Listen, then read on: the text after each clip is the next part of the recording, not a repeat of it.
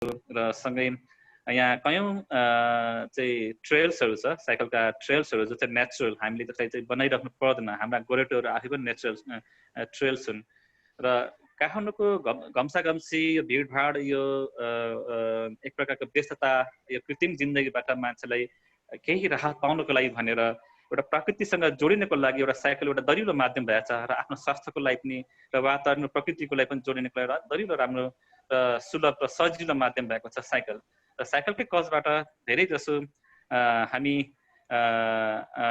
चाहिँ साइकल प्रेमीहरू, वातावरण प्रेमीहरू साइकल चलाउने डाँडा काँडा जाँदै गर्दाखेरि माथि डाँडाबाट चाहिँ काठमाडौँलाई च्याउँदाखेरि काठमाडौँको सुन्दरता सँगसँगै कुरूपता र सँगसँगै यसका विभिन्न परिस्थितिहरूसँग जुन हामीले फेस गर्छौँ ती कुराहरूलाई नै आज विषयवस्तुसँग जोडेर विशेष गरी काठमाडौँको यो ट्रेन जुन चाहिँ नेचर राइड अथवा हामी विकेन्डमा बिदाको समयमा पारेर कसरी साइकलमा डाँडा काँडा साथीहरूको ग्रुपमा साथीहरूसँगै घुमघाम गर्दै जसरी गइन्छ त्यो एउटा नेचर राइडको जुन एउटा मजा छ, त्यसको जुन एउटा चार्मनेस छ, त्यसको बारे त्यसले चाहिँ एउटा काठमाडौँमा एक प्रकारले बृहत रूपमा साइकल कम्युनिटीको रूपमा चाहिँ तयार गरेछ। हिजो सीमित एउटा सानो समूह थियो भने अहिले चाहिँ हजारौं जनाको समूहहरू चाहिँ सहितको एउटा साइकल कम्युनिटी एउटा तयार भइसकेको छ। काठमाडौँमा यो विकेन्डले गर्दाखेरि केही नभए पनि हाम्रो अनुमानमा 1-1.5 लाख जति साइक्लिस्टहरू छन् भन्ने हामीले अनुमान गरेका छौँ। जुन चाहिँ फन राइडर र विकेन्ड राइड सँगै अरू जुन चाहिँ आफ्नो डेली राइड साइक्लिङ चलाउनेहरूको समेत गरेर चाहिँ 1-1.5 लाखको हाराइडमा साइक्लिङ चलाउनेहरू छौँ भनेर चाहिँ हाम्रो अनुमान छ। र त्यसमध्ये विशेष गरी त्यसमध्ये पनि साइकलको हाम्रो काठमाडौँको बाटोहरूमा चाहिँ त्यति साइकल चाहिँ नदेखिए पनि विकेन्डको बेला डाँडा काँडामा जुन चाहिँ ग्रुपका ग्रुप जाने, जुन चाहिँ समूहगत रूपमा जाने साइक्लिस्टहरूको एउटा जुन ट्रेन छ, त्यो ट्रेनले चाहिँ काठमाडौँमा चाहिँ एक प्रकारको साइकल कम्युनिटी जोडिँदै गएर साइकलको मुद्दा विशेषलाई कसरी चाहिँ उठाउने र यसमा हामी कहाँ चुकेको छौँ र कहाँ हामी चाहिँ सबल छौँ र यी विषयवस्तुमा सँगै जोडिँदै आजका हाम्रा प्रस्तुता अथवा हाम्रो गेस्ट ग्रुपमा आदरणीय देवेन्द्र बस्नेत दया हुनुहुन्छ। उहाँ आफै पनि मैले उहाँलाई चिनारी दिनु पर्ला जस्तो लाग्दैन। साइकल कम्युनिटीमा एउटा पुरानो नाम र आदरणीय नाम हो देवेन्द्र बस्नेत। भन्नुपर्दाखेरि हामी सुरुदेखि नै देवेन्द्र दाईसँग हामी जोडिँदै धेरै प्रोग्रामहरूमा सँगै पनि छौँ र अनि अहिले जस्तै टुर द लुम्बिनीदेखि लिएर विभिन्न हेरिटेज राइड जस्तैदेखि लिएर अन्य सिन्धुली राइडहरूमा उहाँको विशेष गरी धेरै ठुलो देन छ। उहाँले गर्नुभएको भूमिकाहरू, उहाँको गर्नुको परिश्रमहरू, उहाँले नेतृत्व लिनुभएको कतिपय चाहिँ राइडहरूमा धेरै नै सफलता र सँगसँगै धेरै नयाँ साइक्लिस्ट र पुराना साइक्लिस्ट जोडिने जुन माहौल तयार भएछ उहाँको एउटा ठुलो योगदान हो। र उहाँ आज गेस्ट ग्रुपमा हुनुहुन्छ। उहाँले आफ्नो एउटा प्रस्तुति पनि दिनुहुनेछ साइकलको बारेमा, काठमाडौँमा उहाँले आफैको अनुभवको र आफ्नै बुझाइको उहाँको राम्रो एउटा चाहिँ एउटा प्रेजेन्टेसन उहाँले दिनुहुनेछ।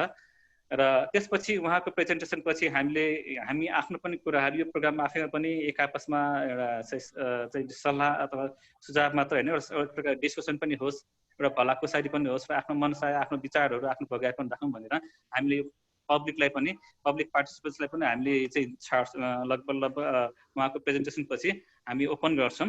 र आज यति भन्दै म उहाँलाई आफ्नो समयको लागि धन्यवाद दिँदै उहाँले आफ्नो प्रेजेन्टेसनको लागि र आफ्नो छोटो इन्ट्रोडक्सन पनि दिनुहुन अनुरोध गर्छु। र केही कथा म आज होस्ट ग्रुपमा म रत्न श्रेष्ठ, केही कथा मेरो नेटवर्कहरूको प्रब्लम भएमा सब्स्टिट्युट ग्रुपमा हाम्रो आकाश श्रेष्ठजी हुनुहुन्छ। हस्, धन्यवाद। देवेन्द्र दाई हजुर मैले ह्यान्ड ओभर गरेँ। धन्यवाद रत्नजी। उपस्थित सम्पूर्ण साइकल प्रेमी समुदायलाई मेरो हार्दिक नमस्कार। रत्नजीले अहिले भन्नुभयो हामी चाहिँ धेरै लामो समयदेखि सँगसँगै साइकल यात्रामा धेरै यात्राहरूमा हामी सहभागी भइरहेका छौँ र धेरैवटा काठमाडौँमा धेरैवटा साइकल इभेन्टहरूलाई चाहिँ इस्टाब्लिस गर्नलाई हामीहरू तत्पर भइरहेका छौँ। त्यसमध्ये केही इस्टाब्लिस्ड ब्रान्डहरू चाहिँ जस्तो हेरिटेज राइड भयो, हेरिटेज इको राइड भयो, टुर डे लुम्बिनी भयो, यसै गरी अब काठमाडौँ जनकपुरको राइडहरू भयो। यस्तो राइडहरूमा चाहिँ मैले केही काम सहयोगीको भूमिका खेल्न पाएको छु। अब यो धेरै कुराहरूमा भन्दा आज अब हामी 10वटा यो उपत्यका र आसपासको केही गन्तव्यहरूको बारेमा अलिकति कुरा गरौँ। यो पहिलाबाट अलिकति काठमाडौँको अलिकति हिस्ट्रीबाट म सुरुवात गर्न चाहन्छु। अब काठमाडौँको हिस्ट्रीमा जाँदाखेरि चाहिँ लाखौँ वर्ष अगाडि यो भौगोलिक विभिन्न उथलपुथलहरूले काठमाडौँ उपत्यका अहिलेको यो उपत्यकाको सेपअप भयो भनेर भूगर्भविदहरूले त्यस्तो विभिन्न अध्ययनहरू मार्फत यसलाई चाहिँ बताइराखेका छन् र त्यसै गरेर यहाँको अब पहिलाको जुन अवस्था थियो त्यसलाई चाहिँ प्रमाणित गर्ने लाखौँ वर्ष अगाडि हजारौँ वर्ष अगाडिका विभिन्न जैविक अवशेषहरूले पनि काठमाडौँमा पहिले पनि विभिन्न जीव जनावरहरूको चाहिँ यो काठमाडौँमा चाहिँ अवस्थिति रहेको हजारौँ हजार वर्ष अगाडिदेखिको त्यो जीव जन्तुहरूको अवशेषहरूले चाहिँ प्रमाणित गरेको छ।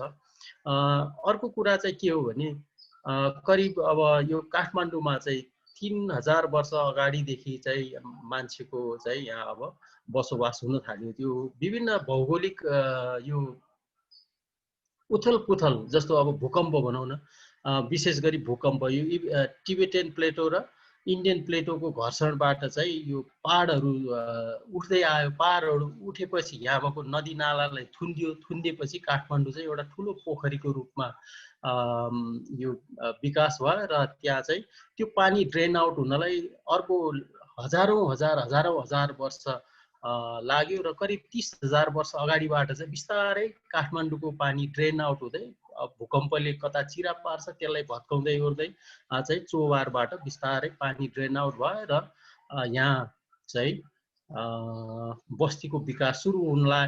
अब विभिन्न पौराणिक तथ्यहरूले के भन्छ भने काठमाडौँमा चाहिँ पहिलाबाट अब यो यता एकातिर मञ्जुश्रीको पनि कुरा छ, अर्कोतिर नेमुनीको पनि कुरा छ र नेपाल महात्म्यमा पनि लेखेको स्वयम्भू पुराणहरूमा लेखेको धेरै तथ्यहरू छ। त्यसमध्ये एउटा प्रसङ्ग मैले भने बागमती र विष्णुमती नदीको बीच भाग जसलाई सिद्धभूमि भनेर पौराणिक किंवदन्तीहरूमा हाम्रो पौराणिक कहावतहरूमा त्यसलाई उल्लेख गरिएको छ। त्यो सिद्धभूमिबाट चाहिँ मानव बस्ती काठमाडौँ उपत्यकाको मानव बस्तीको विकास सुरु भयो र अब करिब 1500 वर्ष अगाडिबाट चाहिँ यो अहिलेको जुन सहर छ त्यो चाहिँ बिस्तारै डेभलप हुँदै आयो। सुरुमा नागवंशले राज गरे यहाँ, त्यसपछि किराँतहरू आए, किराँतपछि लिच्छवीहरू आए, लिच्छवीहरू पछि मल्ल आए, मल्लपछि शाहहरू आए। यस्तै गरेर चरणमा विगतमा विभिन्न कालखण्डमा चाहिँ विभिन्न वंशहरूले चाहिँ काठमाडौँलाई राज गर्यो र आजको काठमाडौँको अवस्था यस्तो किसिमको देख्न सकिन्छ। त्यो बेलाको पहिलो अब त्यतिखेरको सहर विस्तार हुँदाखेरिको काठमाडौँलाई दक्षिणतिरबाट अथवा दक्षिण पश्चिमतिरबाट छिर्ने ठाउँ चाहिँ पचली भैरवतिरबाट छिर्ने ठाउँ हो। अब यो हामीले आज यो नेचरको कुरा त गर्दैछौँ, तर त्योभन्दा एक स्टेप माथि जाँदाखेरि सम्पदा हेरिटेजको कुरा गरौँ। त्यो हेरिटेजको कुरा गर्दाखेरि यसलाई दुई भागमा बाँडौँ। एउटा चाहिँ नेचरल हेरिटेज हो, एउटा चाहिँ कल्चरल हेरिटेज। अब यो हाम्रो काठमाडौँ वरिपरिको कुरा गर्दाखेरि जहिले नि नेचर र कल्चरलाई चाहिँ कहिले पनि छुटाउनु हुँदैन। त्यसले गर्दाखेरि यो सबै हाम्रो यो भित्र रहेको सम्पदाको पनि अलिकति कुरा गरौँ। र करिब 1500 वर्ष अगाडि काठमाडौँको चाहिँ अस्तित्व, काठमाडौँमा चाहिँ एउटा सभ्य सहरको चाहिँ विकास हुँदै गयो र त्यतिखेरको कलाकृतिहरूले चाहिँ अहिलेसम्म पनि हामीले के गरिरहेका छौँ, विदेशीलाई देखाएर यो चाहिँ हाम्रो यस्तो हो भनेको छौँ। अब हामी के गरौँ, अलिकति त्यो हेरिटेजको साइडतिर जाउँ। यहाँ बडा रोचक ठाउँहरू छ। काठमाडौँमा हामी काठमाडौँ सिटीभन्दा बाहिर मात्र होइन कि काठमाडौँकै कोर एरियाभित्र पनि धेरै इन्ट्रेस्टिङ ठाउँहरू छ जहाँ चाहिँ हामी लगभग सबैतिर घुमिसकेको अवस्था नि छैन। त्यहाँभित्रको कथाहरूको प्रसङ्ग पनि हामीले बुझेका छैनौँ। धेरै कुराहरू हामीले मिस गरिरहेछ। त्यसले गर्दाखेरि साइक्लिस्ट जो साइकल प्रेमीहरू हुनुहुन्छ उहाँहरूको यो नेचरलाई सबै कुरालाई एक किसिमको कन्ट्रिब्युसन छ। र यसमा चाहिँ एड के गर्न चाहन्छु भने यहाँहरूले पनि जहाँ जहाँ घुम्नुहुन्छ त्यो ठाउँको कथाहरूलाई चाहिँ सुन्ने र त्यसलाई लिपिबद्ध गर्ने अनि यसलाई चाहिँ अरू साथीहरूको माझमा पुर्याउने काम गर्नु भने राम्रो हुन्छ। जस्तो हामी पचली भैरवबाट काठमाडौँको मेन अब काठमाडौँ दरबार स्क्वायरतिर आउँदाखेरि यहाँ मैले यसमा चाहिँ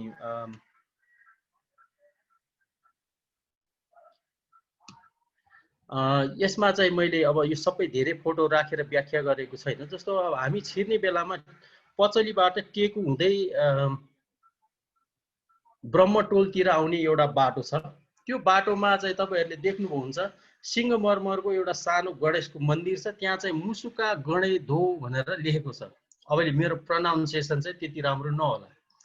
त्यो चाहिँ त्यसको एउटा बडा इन्ट्रेस्टिङ कथा छ। मैले त्यहाँ वरिपरिको साथीहरूसँग, बुढापाका मान्छेहरूसँग, अरू धेरैसँग चाहिँ यसको अर्थ खोज्दै खोज्दै चाहिँ पछिबाट के थाहा पाइयो भने मुसुका गणे धो भनेको चाहिँ यो मैले के प्रसङ्गमा भनिरहेको भने काठमाडौँमा चाहिँ धेरै तपाईँ जहाँ जानुहोस् एक एकवटा अचम्मको किम्वदन्ती कथाहरूसँग जोडिएको प्रसङ्गहरू तपाईँ भेट्नुहुन्छ। त्यसले गर्दाखेरि मैले एउटा प्रसङ्ग यहाँ सुरु गरेँ र अरू प्रसङ्ग चाहिँ म त्यति धेरै व्याख्या गर्दिनँ। त्यहाँ मुसुका गणे धो भन्ने छ। त्यो चाहिँ के हो अरे भने मुसुका हाँसेको गणेशको मन्दिर हो अरे। गणेश भगवान किन मुसुका हाँस्नु भयो, किन हाँस्नु भयो भने अब पचली भैरव भनेको शिवको चाहिँ रिसाहरू, भगवान शिवको रिसाहरू। पचली भैरवबाट अलिकति यता आएपछि अजिमाको मन्दिर छ। त्यो अजिमाको मन्दिर पनि अजिमा पनि फेरि अब एउटा देवीको रूपमा असाध्यै त्यो चाहिँ अब काठमाडौँ उपत्यकाको बस्तीलाई चाहिँ बचाउनको लागि त्यहाँ स्थापना गरिएको अजिमा चाहिँ असाध्यै सुन्दरी। अब यो किम्वदन्तीलाई अन्यथा चाहिँ नलिदिनु होला। असाध्यै राम्री। अनि रिसा भैरव, अब जो भैरवजी हुनुहुन्छ, भैरवले चाहिँ अजिमालाई देखेपछि उहाँको यो सुन्दरताबाट मोहित हुनुभयो अरे। उहाँको आँखा जुदाजुद भयो, सुन्दरताबाट मोहित हुनुभयो। अब बिस्तारै बिस्तारै उहाँहरूको अब यसो बोलचाल हुँदै अलिकति उहाँहरू चाहिँ त्यो बागमती र विष्णुमतीको सङ्गम स्थलबाट इभिनिङ वाकतिर जानुहुन्थ्यो अरे। अहिलेको भाषामा इभिनिङ वाक भनौँ। एक दिन गणेश भगवानले देख्नुभएको छ। अनि अब आफ्नो अब फेरि उहाँको बुवा त शिवको रिसा रूप चाहिँ भैरव। अनि आफ्नो बुवा चाहिँ उता अजिमासँग चाहिँ हिँड्न गएको देखेपछि उहाँलाई हाँस उठेछ र उहाँ मुसु मुसु हाँस्नु भएको छ। त्यसरी चाहिँ त्यहाँ मुसुका गणे धो भनेर त्यहाँ चाहिँ मन्दिर उहाँको त्यस्तो उपाएर चाहिँ त्यहाँ मन्दिर राखेको भन्ने एउटा किम्वदन्ती सुन्यो। अब यसको हामी अब आधिकारिक कुराहरू के कुराहरू चाहिँ अब कैयौँ कुराहरू हामी पछि जानुपर्छ। त्यसले गर्दाखेरि अब यस्तो खालको कथाहरू, यति इन्ट्रेस्टिङ कथाहरू, यति घटनाहरू, यति कुराहरू छ। यो 1500 वर्ष अगाडि त्यो स्थापना भएका पुरातात्विक महत्त्वले यति भएको संसारमा कतिवटा ठाउँ होला मलाई थाहा छैन। तर हाम्रो यसलाई गर्व गर्ने लायक छ। र यहाँ सबभन्दा पहिला हामीले चिन्नु पर्यो, अरूले चिनाउनु पर्यो। र अनि यसैलाई चाहिँ हामीले के गर्न सक्छौँ, विदेशीहरूको माझमा चाहिँ हामीले पस्केर हामीले त्योबाट टुरिज्मलाई पनि फस्टाउन सक्छौँ। अब यसको कुरा अलि पछि गरौँला। हामी त्यहाँबाट सिधा गएपछि काठमाडौँ गणेश स्थान यो काष्ठमण्डप, यो हामीले हेरिटेज राइड पहिलो वर्ष सुरु गरेको बेला थियो। जब हेरिटेज राइड गर्यो त्यतिखेरसम्म भूकम्पले यसलाई तहस नहस बनाएको थिएन। र जब यो हेरिटेज राइडको एक हप्तापछि भूकम्पले यो काष्ठमण्डपलाई चाहिँ ध्वस्त बनायो र त्यो दरबार स्क्वायर वरिपरिको धेरै संरचनाहरू भत्क्यो। यसरी चाहिँ गऱ्यौँ। र हामीले चाहिँ यो काठमाडौँ काष्ठमण्डपबाट हरेक वर्ष विश्व सम्पदा दिवसको रूपमा दिनमा हेरिटेज राइडको आयोजना गर्ने गरेका छ। अलिकति यो हेरिटेजलाई पनि यो कल्चरल कुरामा जाउँ पहिलाबाट, अनि त्यहाँपछि नेक्स्टमा हामी नेचरमा जाउँला। यहाँबाट हामी करिब 2 किलोमिटर गएपछि स्वयम्भू पुगिन्छ। यहाँको भित्रको गल्ली बडा इन्ट्रेस्टिङ गल्लीहरू छ। त्यहाँ भएको सानसानो बुद्धको विभिन्न स्तूपहरू देखिन्छ, मन्दिरहरू देखिन्छ, ढुङ्गाको विभिन्न स्कल्पचरहरू देखिन्छ, यो ढुङ्गे धाराहरू छ। यी सबैलाई हेर्दै हामी 2.5 किलोमिटर उता गएपछि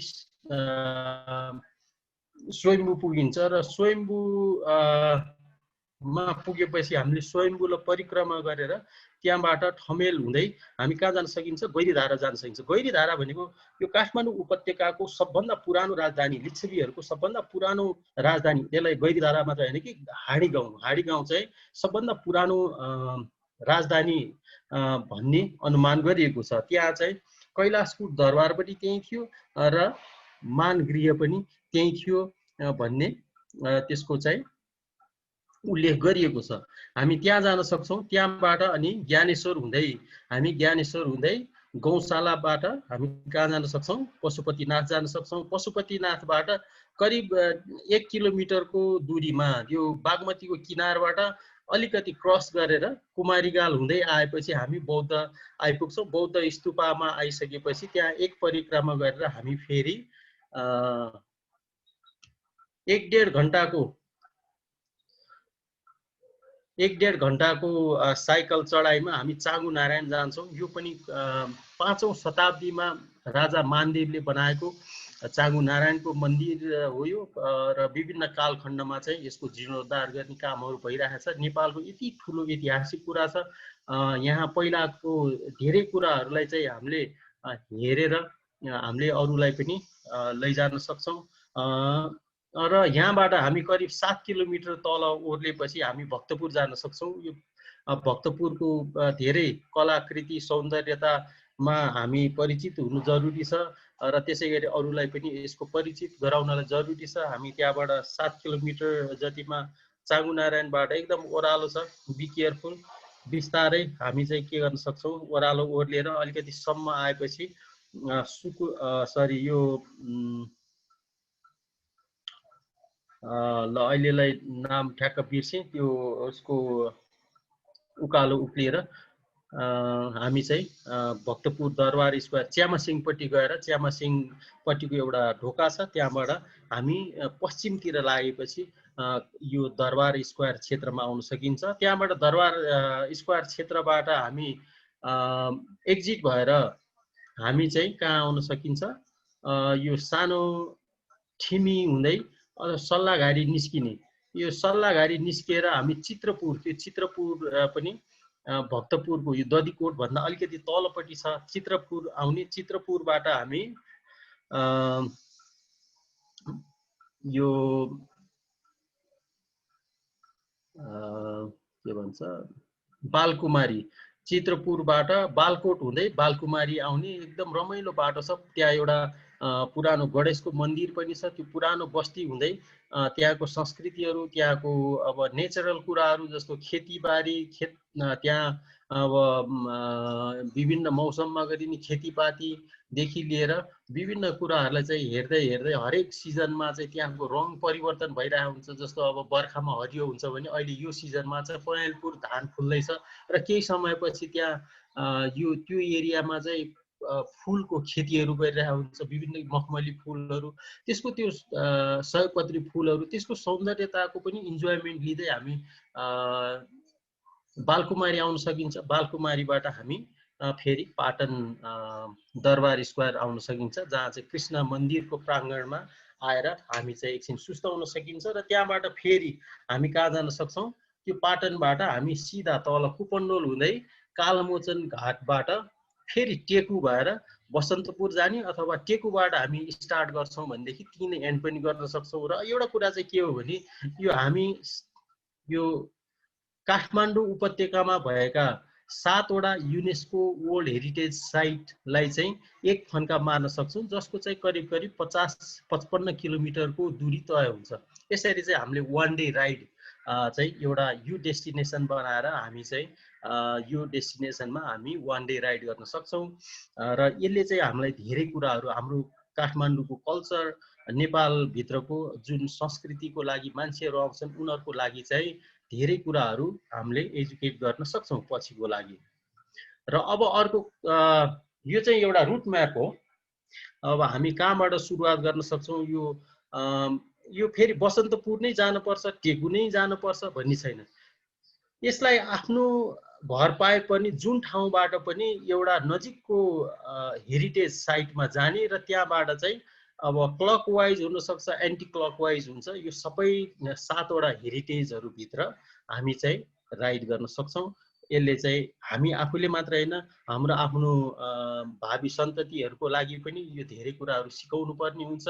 यहाँनिर एउटा सानो प्रसङ्ग जोड्छु। एकजना बुढा मान्छेले चाहिँ के गरेछन् भने, यो विदेशको कथा हो, उसले चाहिँ छोरालाई के भनेछन्, मैले तिमीलाई केही पनि दिन सकिन्न छोरा, म तिमीलाई एउटा घडी दिन्छु, गएर यसो पसलमा बुझेर आऊ त कति रहेछ भनेर पुरानो घडी दिएर पठाएछन्। पसलमा त एकदम सामान्य थोरै मात्रै प्राइस रहेछ। फेरि बाउलाई आएर भनेछन् अब होइन यो त एकदम थोरै मूल्यमा दिन्छु भन्छ भने फेरि अर्को ठाउँमा गए, अर्को ठाउँमा पनि गए, अर्को ठाउँमा पनि त्यही भने म्यानुफ्याक्चररका जाउँ न भने यस्तो कवाडी पुरानो घडी हामीलाई के काम, यो अब खासै भाउ आउँदैन भने अन्तिममा बाउले के भने तिमी एकचोटि म्युजियम कहाँ जाऊ त, यो यो यस्तो पुरानो सामानहरू कलेक्सन गर्ने भनेर भने। त्यहाँ गएपछि $1 मिलियन दिन्छु भनेर भनेर ऊ अचम्म सकित भयो। बाउलाई आएर के भने ओहो त्यसले त म्युजियममा $1 मिलियन दिन्छु पो भनेर भन्यो भनेपछि एउटा हरेक चिजको चाहिँ राइट ठाउँमा राइट चिजको चाहिँ प्रचार प्रसार हुनु आवश्यक छ। यसले गर्दाखेरि तपाईँहरू हामीले चाहिँ हाम्रो यो पुस्ताले हामीलाई चाहिँ यो 1500 वर्ष अगाडि छोडेर गएको धरोहर हामीले विश्व सामु पस्केर हामीले यसैलाई चाहिँ ब्रान्डिङ गरेर धेरैवटा फाइदाहरू लिन सकिन्छ। त्यसैले हामी यो कल्चरल हेरिटेजलाई पनि संरक्षण गरौँ। अब अर्को ठाउँतिर जाउँ। अब यो चन्द्रगिरी तर्फ लागौँ। चन्द्रगिरीमा 2-3 वटा धेरैवटा ठाउँहरू छ यो चन्द्रगिरी नगरपालिकाभित्र। तर यो सबभन्दा यसो मर्निङ राइडमा जान सक्ने सानो एउटा सेक्सनभित्र छ। यो करिब 20 किलोमिटरको हुन आउँछ। हामी चाहिँ के गर्न सक्छौँ, कलङ्कीबाट सुरुवात गरेर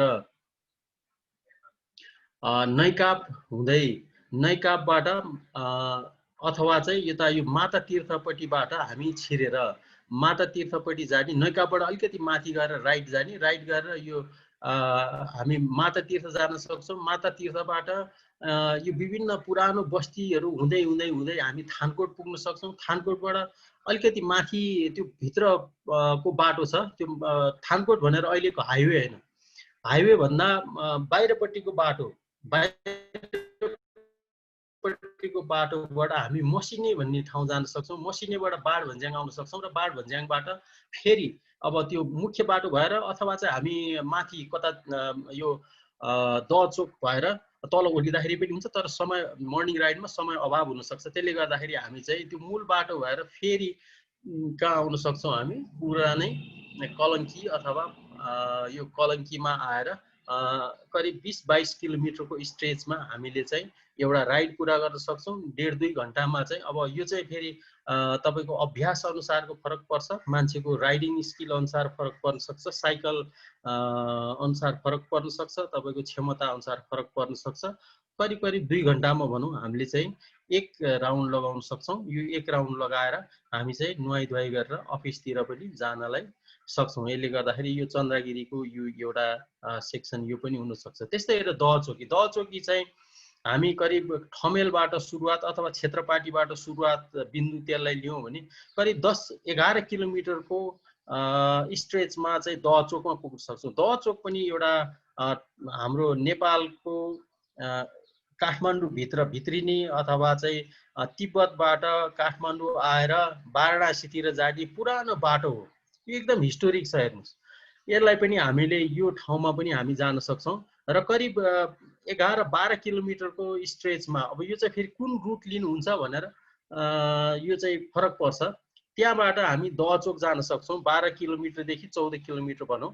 यो सिउचाटार हुने कलङ्की पुग्ने, कलङ्कीबाट सिउचाटार जाने, सिउचाटारबाट माथि सिधा गएपछि यो अहिले त स्विजरल्यान्ड पार्क भन्छ, त्यहाँ विभिन्न मोनास्ट्रीहरू गुम्बाहरू पनि बनिरहेको छ र त्यहाँ एउटा देवीको मन्दिर पनि छ। त्यहाँबाट इन्द्रस्थान भनेर माथि इन्द्रस्थान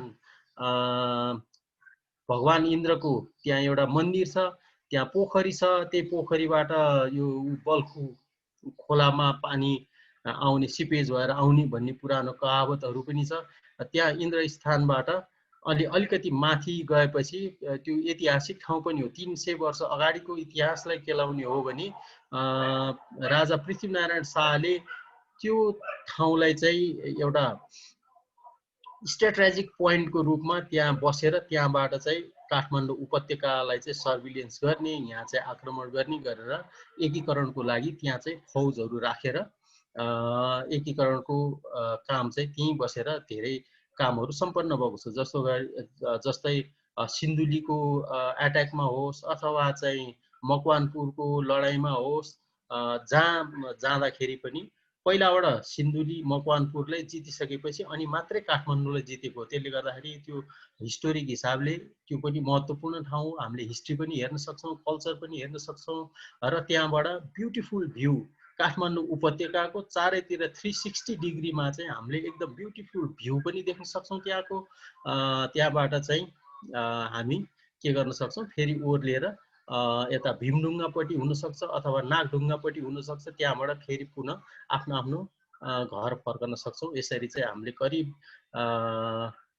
30-40 किलोमिटर, अब तपाईँको आफ्नो घर कहाँ छ त्यसले फरक पार्छ, त्यही 30-35 किलोमिटर 20-25 किलोमिटरको मर्निङ राइडमा पनि यसलाई चाहिँ हामीले सम्पन्न गर्न सक्छौँ। यदि अब कोही साँखुमा बस्नुहुन्छ भनेदेखि त सम्भव भएन, तर क्षेत्रपाटी एरिया, अब यो कोर काठमाडौँको पुरानो जुन कोर एरियाभित्र हुनुहुन्छ उहाँहरूको लागि चाहिँ काठमाडौँ सहर भनौँ न, त्यो क्षेत्रमा बस्नेहरूको लागि चाहिँ मर्निङ राइडको लागि एकदम ब्युटिफुल ठाउँ हो। र त्यहाँ चाहिँ कालुपाण्डे बितिसकेपछि, कालुपाण्डे कीर्तिपुरको एट्याकमा बिते र उनले चाहिँ बित्नुभन्दा अगाडि, आफू शहादत प्राप्त गर्नुभन्दा अगाडि मेरो यो पार्थिव शरीरलाई चाहिँ, म मरेपछि पार्थिव शरीरलाई चाहिँ त्यही दह चोकमा गएर चाहिँ मेरो समाधि बनाइदिनु भनेको भएर त्यहाँ कालुपाण्डेको समाधि पनि छ। अब त्यो एउटा हिस्टोरिक ठाउँ भएको भएर त्यहाँ हामीले घुमेर फेरि फर्किन सक्छौँ। यो चाहिँ मर्निङ राइडको लागि पनि सक्छौँ। जस्तो अब अर्को एउटा एकदम सुन्दर ठाउँ बुङमती पनि हो। हामी काष्ठमण्डपकै उल्यौँ, किनभने मैले काष्ठमण्डप ठमेल एरिया चाहिँ एउटा केन्द्र भएको भएर सबैलाई जमघट गर्ने थलो पनि हुनसक्छ, त्यहाँबाट हामी सुरुवात गर्न सक्छौँ। यो एन्टी क्लकवाइज गर्नुहुन्छ अथवा क्लकवाइज गर्नु दुवै जुनसुकै तपाईँहरूले जुनसुकै रुट लिन सक्नुहुन्छ। तर एउटा रुट चाहिँ एउटा इन्ट्रेस्टिङ के हुनसक्छ भने हामीले यो काष्ठमण्डपबाट सुरुवात गरेर हामी बुङमती खोकना जान्छौँ भने यसले चाहिँ हेरिटेज, दुईटा हेरिटेजलाई चाहिँ लिङ्क गर्ने काम गर्छ। त्यो एउटा अर्थपूर्ण हुनसक्छ। त्यसले काष्ठमण्डपबाट हामीले ग्यादरिङ गऱ्यौँ र एउटा ग्रुप अथवा इन्डिभिजुअल जो हुन्छ त्यहाँ जानुभयो भनेदेखि हामीले कीर्तिपुर जाने बाटो हुँदै कीर्तिपुर जाने बाटो हुँदै चोबार जान सकिन्छ। चोबारबाट अलिकति उता तौडह जान सकिन्छ। तौडहबाट अलिकति अगाडि गएपछि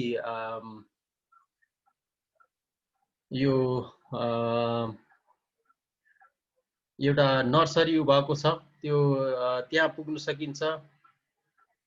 त्यहाँबाट हामी अगाडि गएपछि फर्सीडोल जान सकिन्छ। त्यहाँ दुईवटा पुलहरू छ। एउटा पहिला सुरुको झोलुङ्गे पुललाई चाहिँ अभोइड गरेर अगाडि जाने हो भने हामी फर्सीडोल पनि जान सकिन्छ। त्यो चाहिँ बागमती नदीको रिभर भ्याली एकदम ब्युटिफुल एरिया छ।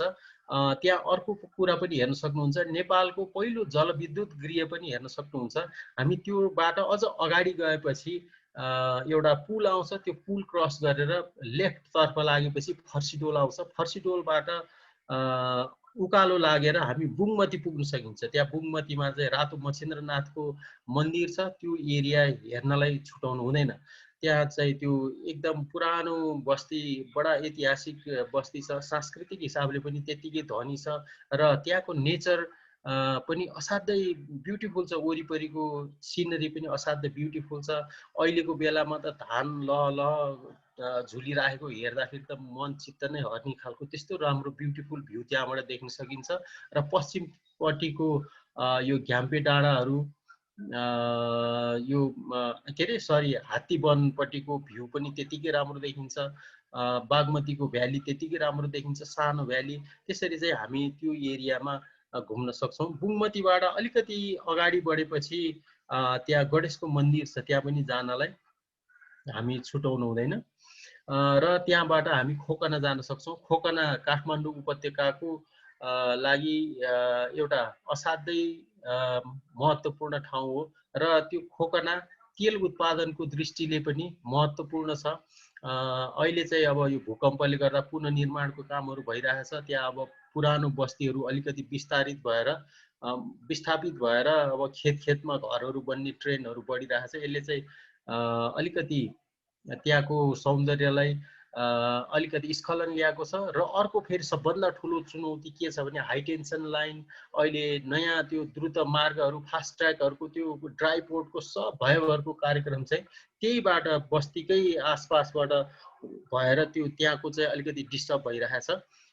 र यो चाहिँ प्रिजर्भ गर्नुपर्ने ठाउँ हो। यो यसले चाहिँ नेपालको एउटा पुरानो कुराहरूलाई चाहिँ जहिले पनि उजागर गरिराख्ने ठाउँ हो। यसलाई चाहिँ हामीले बचाउनु पर्छ। र यो एरिया घुम्दाखेरि रमाइलो छ। र त्यहाँ गइसकेपछि, खोकनामा गइसकेपछि त्यहाँ चाहिँ यमरी खान पाइन्छ। यमरी पनि एउटा अब त्यहाँ विशेष खालको यमरी खान पाइन्छ। र लोकल फुडहरू चाहिँ त्यहाँ चाख्नलाई बिर्सिनु हुँदैन। लोकल फुड त खालि, त्यसको साथसाथै फेरि कतिपयलाई चाहिँ अब त्यहाँ लोकल रक्सी पनि पाइन्छ। त्यतातिर चाहिँ बढी जोड नगर्नु होला। अलिकति चाख्नु त हुन्छ, तर साइक्लिङ गर्दाखेरि अल्कोहललाई चाहिँ अभोइड गर्नु एकदम राम्रो। त्यसले गर्दाखेरि लोकल फुड सबै खानुस्, तर अरू चिज पेटभरि खाए पनि ऐला र ठो चाहिँ अलिकति कम खानु होला। यो यसरी हामीले चाहिँ बुङमतीबाट फेरि फर्किँदाखेरि, खोकनाबाट हामी फर्किँदाखेरि भैँसेपाटी हुँदै जाउलाखेल हुँदै सिधा हामी फेरि कुपन्डोल हुँदै जहाँबाट आयौँ त्यही टुङ्ग्याउन पनि सकिन्छ, अथवा आफ्नो पाएक पर्ने ठाउँबाट घरतिर लाग्न सकिन्छ। अब त्यस्तै गरेर फेरि अब अर्को नजिकको यो छोटो रुटतर्फ लागौँ। अनन्त लिङ्गेश्वर चाहिँ भक्तपुरको दधिकोटमा पर्छ। यो पनि एकदम पुरानो मन्दिर मध्येको, काठमाडौँको पुरानो उपत्यकाभित्रको पुरानो मन्दिर मध्येको एक हो।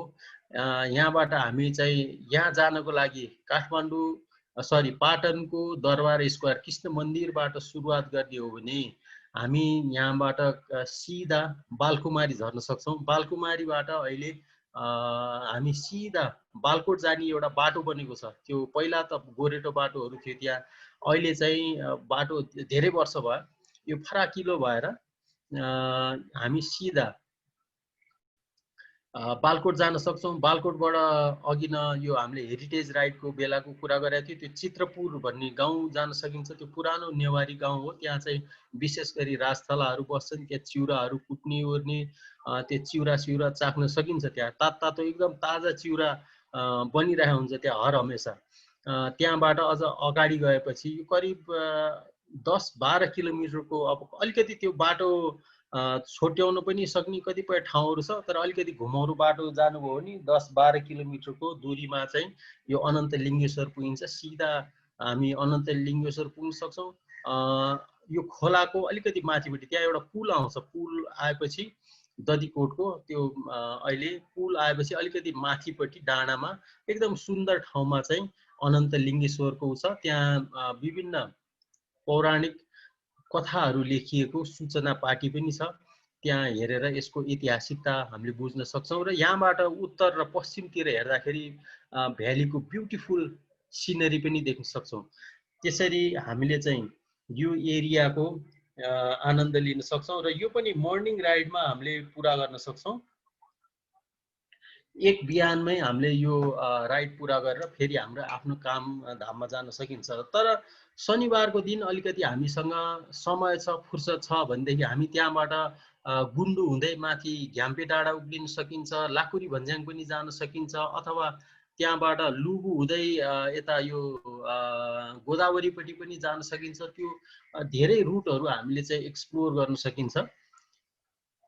र यहीँबाट हामी डोलेश्वर पनि जान सक्छौँ। अलिकति माथि सूर्य विनायकबाट डोलेश्वरपट्टि पनि लाग्न सकिन्छ। धेरै रुटहरू चाहिँ हामीले त्यहाँ गइसकेपछि एक्सप्लोर गर्न सकिन्छ।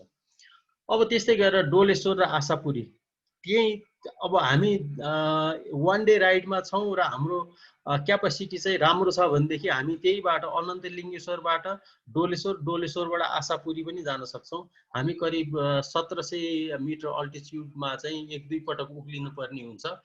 2-3टा डाँडाहरू उक्लेर जानुपर्ने हुन्छ। र यो पनि एकदम ब्युटिफुल राइड छ त्यो एरियामा। आशापुरी र डोलेश्वर जानलाई आशापुरी चाहिँ करिब 26 किलोमिटर पर्छ। पशुपतिबाट सुरुवात गर्ने हो भने आशापुरी हामी कोटेश्वर हुँदै भक्तपुरबाट साङा भन्ज्याङबाट राइटपट्टि लागेपछि हामी माथि एउटा चारखाल भन्ज्याङ पुग्छौँ र त्यो चारखाल भन्ज्याङबाट तल खालचोक भन्ज्याङ पुग्छौँ। त्यो खाल भन्ज्याङबाट हामी तल ओर्लेपछि आशापुरी महादेवको मन्दिरमा पुगिन्छ र त्यहाँबाट करिब 6 किलोमिटरको दूरीमा फेरि डोलेश्वर। अलिकति हामी आशापुरीबाट अलिकति उकालो उक्लेर ओर्लेपछि हामी डोलेश्वरको मन्दिरमा आइपुग्छौँ।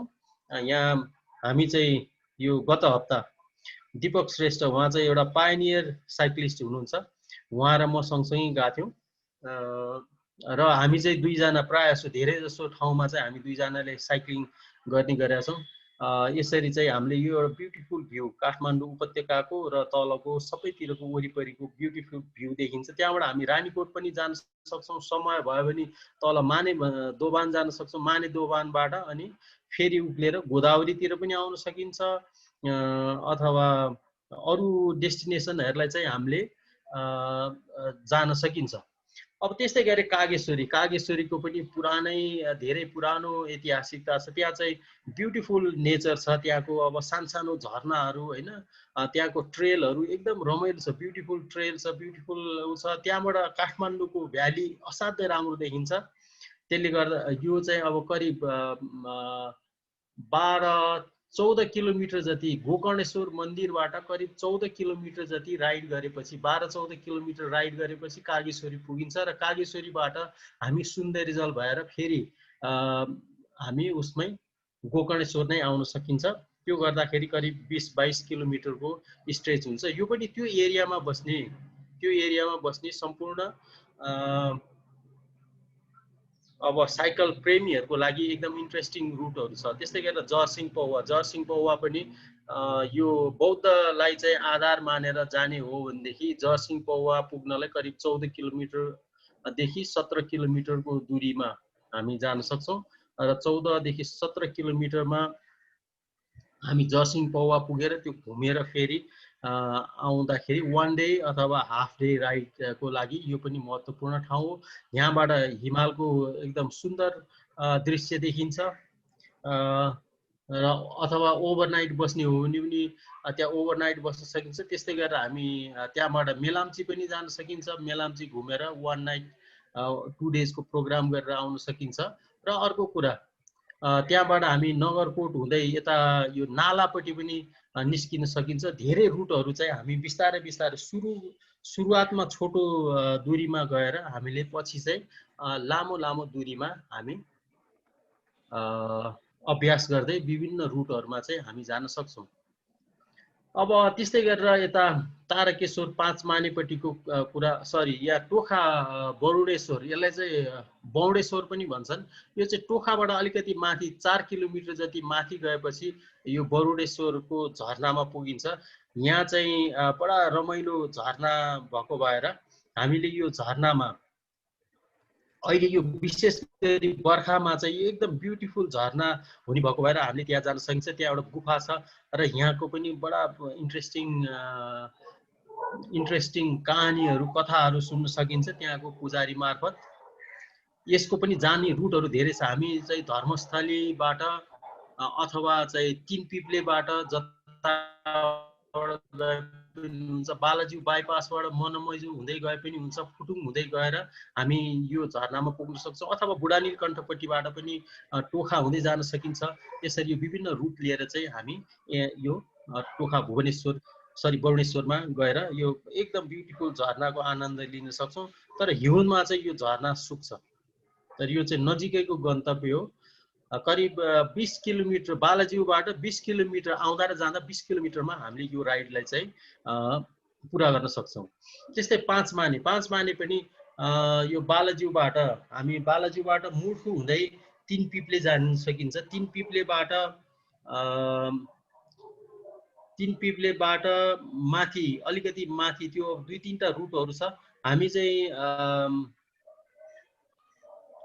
यो ककनी जाने बाटोमा अलिकति 5-6 किलोमिटर अगाडि गएर राइट लागेपछि हामी यो 5 मानेमा पुग्न सकिन्छ। 5 मानेबाट 1.5 किलोमिटरमा तारकेश्वर महादेवको मन्दिर छ, त्यहाँ चाहिँ हिँडेर जाने ट्रेल छ, तल गेस्ट हाउसहरू छ, सरी त्यो 5 मानेमा चाहिँ होमस्टेहरू छ, त्यहाँ साइकल छोडेर हामी बिस्तारै हिँडेर पनि जान सकिन्छ। त्यो चाहिँ छोटो यात्राको लागि। त्यसरी चाहिँ त्यहाँबाट हामीले एकदम ब्युटिफुल भ्यू, काठमाडौँ भ्यालीको भ्यू चाहिँ एकदम ब्युटिफुल भ्यूहरू देख्न सक्छौँ तारकेश्वरबाट। त्यहाँको पनि महादेवको मन्दिरको आफ्नै किसिमको कथा छ। त्यहाँ बसेर त्यहाँको अब साधु महात्माहरूसँग हामीले धेरै कुराहरू सिक्न सकिन्छ। रत्नजी, यो अझै प्रेजेन्टेसन गर्ने टाइम छ कि? दाइ हजुर गरौँ दाइ, गरौँ। अलिक बरु छिटो गर्नुभयो हुन्छ दाइ। हामीसँग अझै तपाईँले दाइले 5-7 मिनट 10 मिनट लिनु, केही छैन दाइ, लिनु। हजुर, आजको लागि तपाईँलाई नै दियो हो टाइम त। हजुर, ल ठिक छ। फुलचोकी अर्को एउटा राम्रो गन्तव्य। हामी फुलचोकीमा पनि फुलचोकीलाई पनि लिन सकिन्छ। यो चाहिँ करिब 2700 मिटरको अल्टिट्युडमा हामी माथि उक्लिन सक्छौँ। यसलाई चाहिँ गोदावरीबाट 2-3टा रुटहरू लिएर जान सकिन्छ, तर सबैभन्दा सजिलो चाहिँ पुरानो बाटोबाटै हामी त्यहाँ जान सक्छौँ। र अलिकति तपाईँहरू बढी अब साइकलमा धेरै अभ्यस्त हुनुहुन्छ र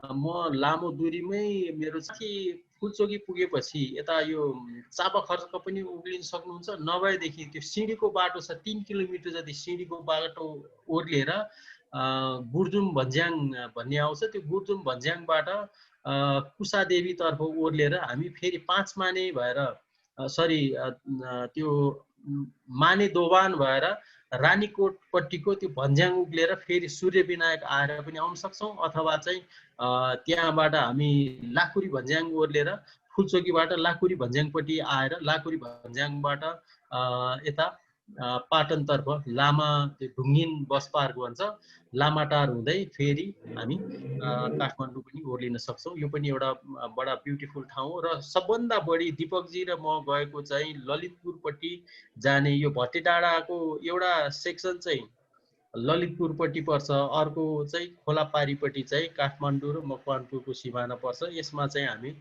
यो बागमती खोलाले छुट्याएको छ। बागमती खोलाको यतापट्टिको पूर्वपट्टि चाहिँ ललितपुर पर्छ।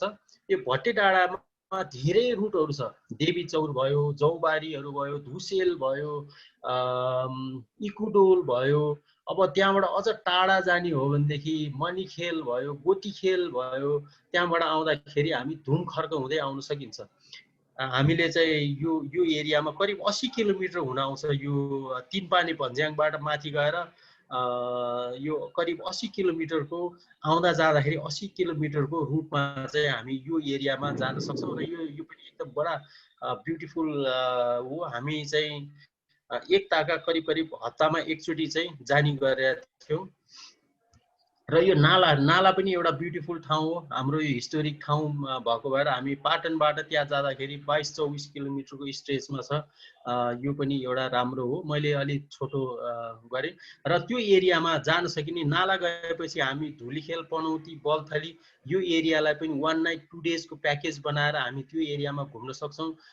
धुलीखेल, पनौती, बल्थली मात्र होइन, माथि दाप्चा जान सक्छौँ, हामी नमोबुद्ध जान सक्छौँ। यसलाई चाहिँ अलिकति राम्रो राइडर हुनुहुन्छ भनेदेखि हामीले 1 डेको प्रोग्राममा नि राख्न सकिन्छ। तर मोडरेट चढ्छु भन्नेहरूको लागि 1 नाइट स्टे गरेर त्यो एरियामा घुम्न सकिन्छ। धुलीखेल, पनौती, बल्थली त्यो एरिया पनि एकदम मोस्ट ब्युटिफुल ठाउँ मध्येको। यहाँबाट हिमालहरू देखिन्छ, त्यहाँ भएको खेतीबारी, त्यहाँको पुरानो कलाकृति, संस्कृति, मन्दिरहरू, सबै कुराले चाहिँ हामीले धेरै त्यहाँको कुराहरू सिक्ने मौका पाउँछौँ। र यो पनौतीमा चाहिँ एउटा हाम्रो नेपालको दोस्रो ठुलो जलविद्युत आयोजना पनि छ, त्यहाँ पनि हामीले हेर्न सक्छौँ। यो हाम्रो नेपालको विद्युतीय हिस्ट्रीको पनि केही कुराहरू त्यहाँबाट सिक्न सक्छौँ।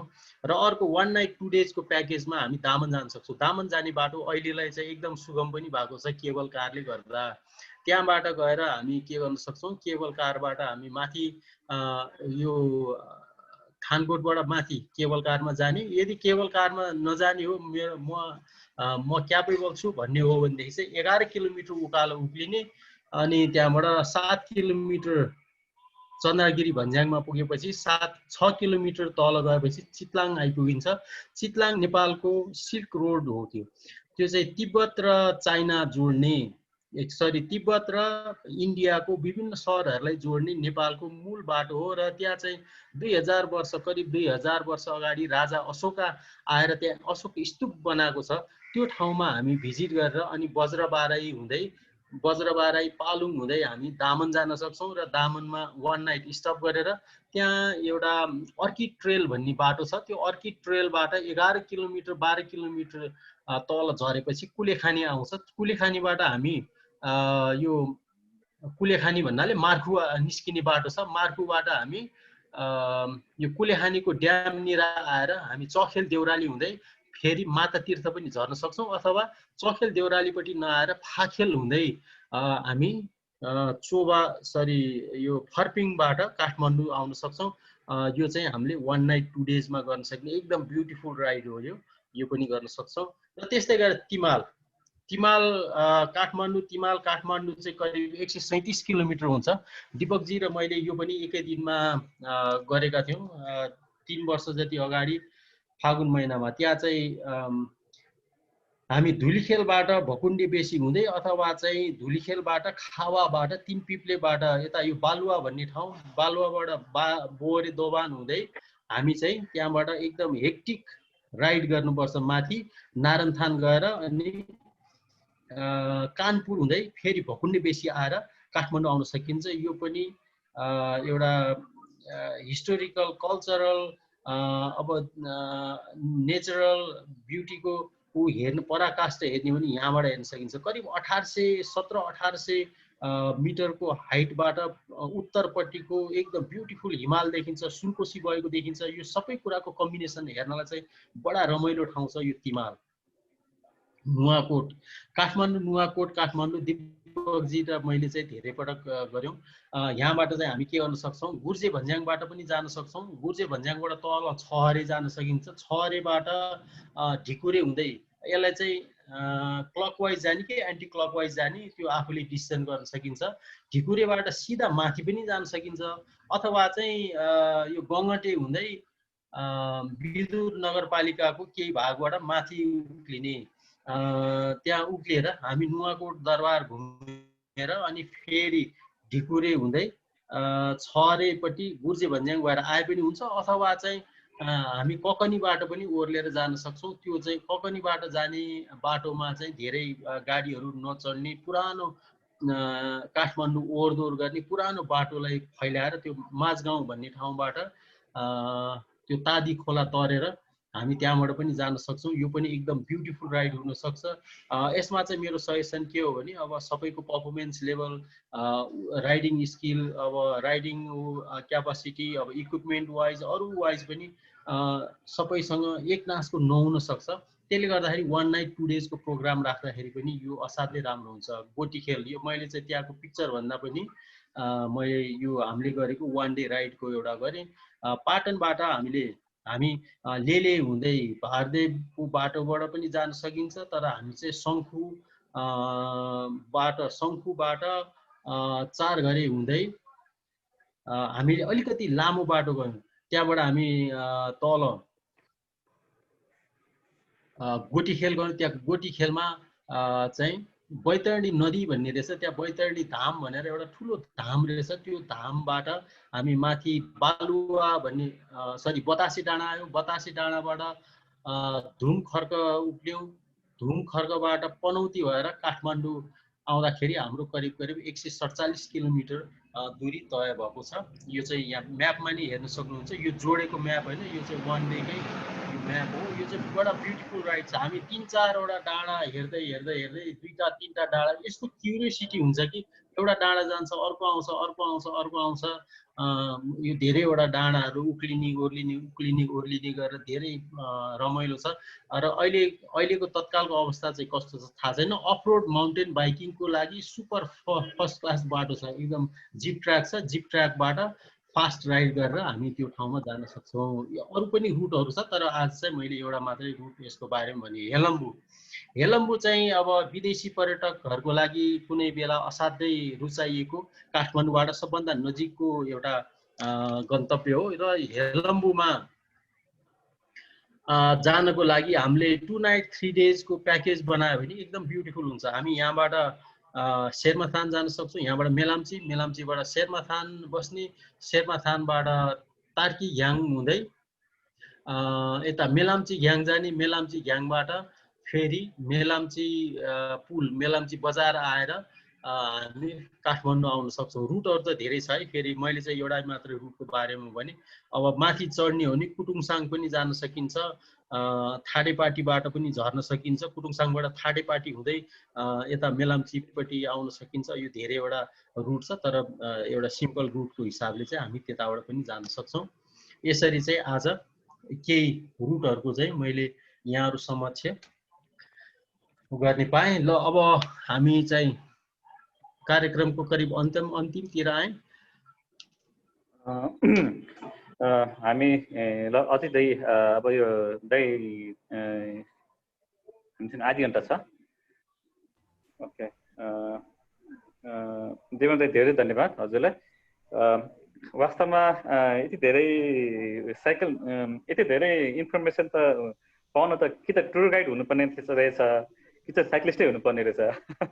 मलाई यस्तो अनुभव, किनभने यति धेरै यो आफ्नो यो काठमाडौँ भ्याली आफै पनि हेर्दाखेरि कतिलाई यो अरू सहरहरूको तुलनामा, अन्तर्राष्ट्रिय अरू पनि विश्व सहरको तुलनामा यो धेरै ठुलो नहोला होइन। र कतिपय हामी सानो पनि छैनौँ, हाम्रो सहर यति धेरै सानो पनि यो छैन उपत्यका, तर यति ठाउँ यति सीमित भूगोलमा पनि वरिपरि डाँडा काँडाले घेरेको यो चोभार छ, कीर्तिपुर छ, पुरो यो चन्नागिरी, नागार्जुनसँगै शिव पार्क छ, त्यसपछिको सुन्दरीजल नगरकोट छ, त्यससँगै भोलि खेलको डाँडो छ, सूर्यविनायक छ, फुलचोकी छ, लाँकुरे भन्ज्याक छ, चेतलाङ छ, खानकोट नाग, यी यति वरिपरि घुमेर यतिमा पनि यति धेरै यहाँ चाहिँ प्रकृतिले दिएको अथाह सम्पत्ति छ। अर्थात् हामीसँग विविधतादेखि लिएर भौगोलिक रूपले, सांस्कृतिक रूपले र सामाजिक यति विविधतादेखि यदि भोग्ने भने काठमाडौँमा एउटा बृहत सङ्ग्रहालय नै हो। र यसको लागि चाहिँ दाइको जुन चाहिँ प्रेजेन्टेसनबाट पनि धेरै कुराहरू चाहिँ हामीले चाहिँ यहाँ साक्षात्कार भएको छौँ। र सँगसँगै हामी पनि दाइसँग गइरहेको, योभन्दा अगाडि पनि कहीँ साइक्लिङमा चाहिँ राइडमा, नेचर राइडमा गइरहेको, र अरू पनि नयाँ साथीहरू पनि जोडिँदै जाँदाखेरि चाहिँ काठमाडौँमा एक प्रकारले जुन बृहत रूपमा साइकल कम्युनिटी तयार भइसकेको छ, यो वास्तवमा एउटा ठुलो उदाहरण हो। र यसको लागि देवेन्द्र बस्नेत दाइहरू जस्तै साइकल एक्टिभिस्टहरूको एउटा ठुलो भूमिका छ। किनभने सुरुवातको अवस्थामा हामीले साइक्लिङ र्याली गर्नु पऱ्यो भने 20-25 जना पनि जोडिन गाह्रो हुन्थ्यो भने अहिले चाहिँ केही नहुँदा पनि 400-500 जना साइक्लिस्टहरू चाहिँ जोडिनु भनेको एउटा साधारण कुरा भइसक्यो। त्यसलाई एउटा के देखाउँछ भने काठमाडौँ चाहिँ एउटा नेचरको ओरिएन्टेड भएर साइक्लिङ यसो हेर्ने र हेरिटेजसँग जोडेर यसो हेर्ने भने साइक्लिङको लागि बुमिङ ठाउँ हो होइन। हामी कहाँ विश्वको अन्य सहरमा यो किसिमको चाहिँ यो किसिमको उदाहरण त्यति धेरै पाइँदैन जति हामी कहाँ नेचरसँग र हेरिटेजसँग यो किसिमको बुमिन्छ। यो इज भेरी टिपिकल, र एक प्रकारले यो चाहिँ हाम्रो एउटा पुँजी पनि हो, एउटा सम्पत्ति पनि हो। र यसलाई चाहिँ हामीले चाहिँ सदुपयोग पनि गर्नुपर्छ। र यसको भूमिका र यसको महत्त्वलाई पनि हामीले बुझ्न सक्यौँ भने हामीले साइकलले सहरलाई कसरी जोड्ने भन्ने कुरा पनि आउँछ। यस बाटोमा हामी पछि फेरि जाउँला। यससँगै दाइले एउटा कुरा, अलिकति केही कुराहरू चाहिँ जस्तै हजुरलाई एउटा प्रश्नहरू पनि यहाँ म यो पब्लिकलाई ओपनै गर्छु। हजुरहरूले पनि यहाँ पार्टिसिपेट हुने सायद कतिजना हुनुहुन्छ मैले यहाँ चेक त गरेको छैन। जहाँसम्म लाग्छ हामी अहिले 15 जना छौँ, र 15 जना मध्येमा कसैले आफ्नो अनुभवहरू उहाँप्रति अथवा चाहिँ केही प्रश्नहरू भइदियो भने यो कुरा हामी तपाईँहरूले आफूलाई खुलस्त भएर राख्न सक्नुहुन्छ। म यसो भन्दै आफ्नो यो पब्लिकलाई पनि, हजुर पार्टिसिपेन्ट्सहरूलाई पनि आफ्नो कुरा राख्नुको लागि चाहिँ ओपन गर्छु, र तपाईँले आफ्नो प्रश्न पनि राख्न सक्नुहुन्छ अथवा आफ्नो कुरा पनि राख्न सक्नुहुन्छ। तर समयलाई हेरेर हामी एकजनालाई हामी 2-3 मिनटभन्दा बढी दिन सक्दैनौँ, किनभने बोल्दै गएपछि बहकिने बानी सबैलाई हुन्छ, म पनि बहकिन्छु। त्यस कारण प्लिज कोही बोल्न चाहनुहुन्छ भने आफ्नो कुरा राख्न चाहनु हामी वेलकम गर्दछौँ। हात अनम्युट गरेर बोल्न सक्नुहुनेछ।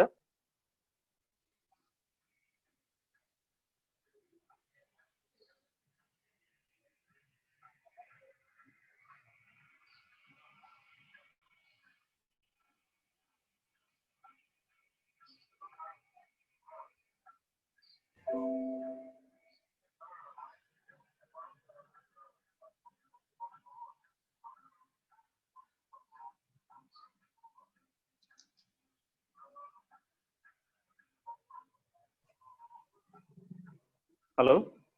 मैले बोलेको सुनिरहनु भएको छ? मैले सुने, अहिले अघि न चाहिँ सुनेको थिएन, अहिले चाहिँ सुने। भाइ मैले के कुरा राख्न चाहे भने विगतमा भन्दा पनि अहिलेको जुन चाहिँ साइकलको जुन चाहिँ माहौल छ, एउटा नेचर राइड र हेरिटेज राइडले गर्दाखेरि काठमाडौँ भेलीमा जुन किसिमको साइक्लिङ चलाउनेको ठुलो जमात तयार भइसकेको छ र हिजोको अवस्था र आजको अवस्थामा यो परिवर्तनको लागि तपाईँको भूमिका छ र यो भूमिकामा तपाईँले अनुभव गर्नुभएका कुराहरू र आफू लागेको कुराहरू के यसो पनि कुरा राखिदिनु हुन अनुरोध गर्छु भाइ। अब साइकल त खास काठमाडौँमा नयाँ त म भन्दिनँ होइन, किनभने मेरो हजुरबुवाको पालिमा पनि साइकल चढ्ने चलन थियो।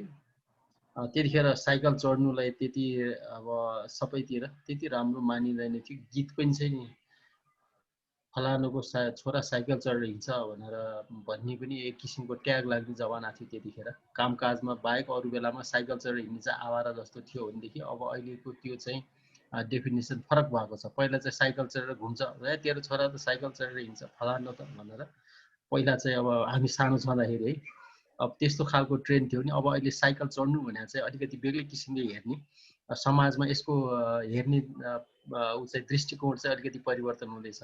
अब मेरो बुवा पनि लामो समयसम्म साइकलमै अफिस जानुहुन्थ्यो होइन। अब हामी पनि साइकलमै स्कुल कलेज जाने हो, हामीलाई अब त्यो नै अब एक किसिमको ह्याबिट नै भयो र बिचमा चाहिँ केही समय छोड्यो र यो एक दुईवटा कुराले चाहिँ अब सधैँ स्ट्राइक गरिराख्ने र अब जीवनको उत्तरार्धमा आफूले रिग्रेट गर्न नपरोस्। आफूले यो धरतीमा जन्मिसकेपछि धेरै कुराहरू अब धरतीसँग त लियो, तर हामीले दिन चाहिँ के सकिन्छ भन्ने यस्तो अब आदर्शमय कुराले गर्दाखेरि चाहिँ साइकललाई फेरि सुनिराख्नु भएको छ रत्नजी?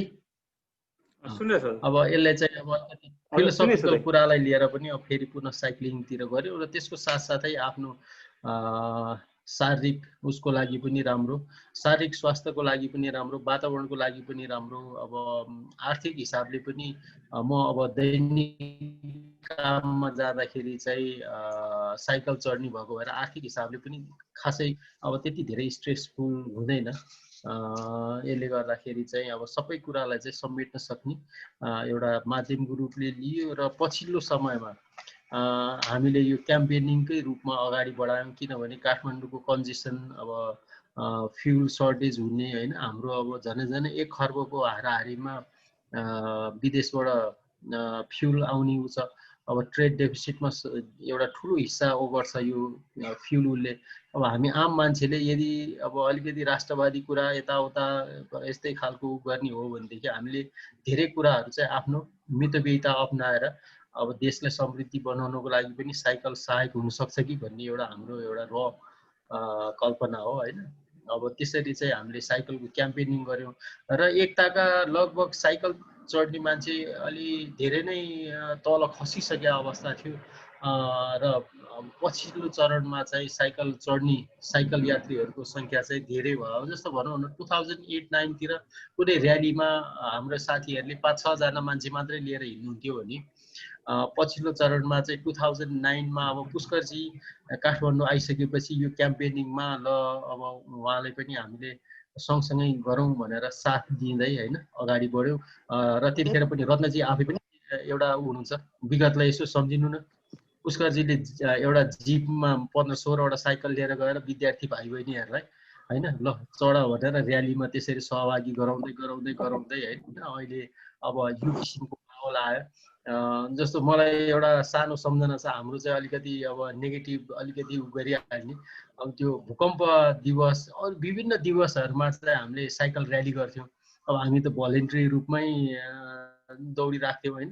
अब कतिपय मान्छेले त्यो भूकम्प आउनुभन्दा 1-2 वर्ष अगाडि नै यो भूकम्प दिवस, भूकम्पको कुरालाई त्यो सचेतना कार्यक्रममा यिनीहरूले कति पैसा खाछ र अनि भूकम्पको नारा लाउँदै हिँडे हेर्न भन्यो, तर भूकम्प त आउँछ भन्ने कुरा गरियो होइन। अब यस्तो धेरै कुराहरू, अब यो खालि कुरा मात्रै भयो। यसरी चाहिँ हामीले अब बिस्तारै बिस्तारै बिस्तारै क्याम्पेनिङ गर्दै गर्दै अब अहिले चाहिँ धेरै उहरू आउन थाल्नु। पहिला अब साइक्लिङ माउन्टेन बाइकिङ नगर्ने भन्ने होइन, माउन्टेन बाइकिङ गर्ने एकदम नगण्य रूपमा थियो भनेदेखि अहिले यो चाहिँ पहिला अब शौखिनले मात्रै चढ्ने माउन्टेन बाइक भन्ने थियो भने अब अहिले चाहिँ बिस्तारै ट्रेन्ड चाहिँ होइन अब निम्न मध्यम वर्गीयमा पनि फैलिएको छ।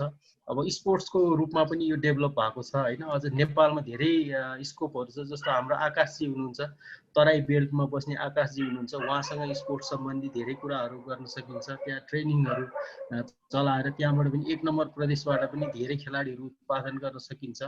अब कम्युनिटीलाई मात्रै होइन, यो ओभरअल कुरालाई चाहिँ हामीले समेटेर अगाडि बढाउन सकिन्छ। मैले अलिकति बिचमा मिस गरेँ, तपाईँको क्वेसन चाहिँ के थियो एक्ज्याक्टली? दाइ अहिले जस्तै हामीले जस्तै साइक्लिङको यो ट्रेन्डसँगै बढेको, यो ट्रेन्डसँगै एउटा जोडिएको जुन चाहिँ साइक्लिङ समुदाय एउटा ठुलो बृहत समुदाय भएको छ होइन, त्यो हिजो र आज कति वस्तुस्थितिमा कति परिवर्तन छ भन्ने कुरा नै हो। दाइले कतिपय कुराहरू यसबाट आइसकेका छ, फेरि हामी जाउँला।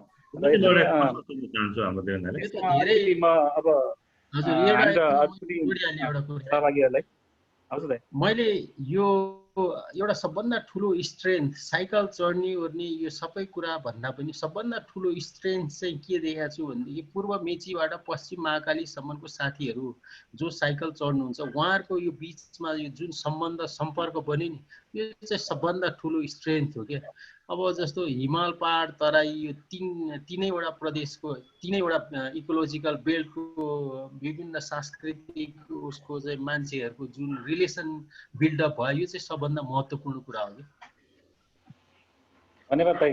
वास्तवमा जुन चाहिँ अन्तिम शब्द तपाईँले राख्नुभयो, जुन चाहिँ साइकलसँग जोडेर वास्तवमा हाम्रो 75 अहिले 77 जिल्ला र भन्नुपर्दा 3वटा भौगोलिक क्षेत्र तराई पहाड र हिमालसँग जोडेर एउटा सम्बन्ध सेतु कायम गर्न, नागरिक बिचमा हिजो नचिनेका साथीभाइहरू, नचिनेका मानिसहरू आज गहिरो साथीभाइ पनि, र हिजो नदेखेको साथीहरू आज एउटा आत्मीय साथी भने यो एउटा ठुलो एउटा चाहिँ यो साइकलसँग जोडेको एउटा ठुलो पुँजी भन्नुपर्छ यसलाई होइन।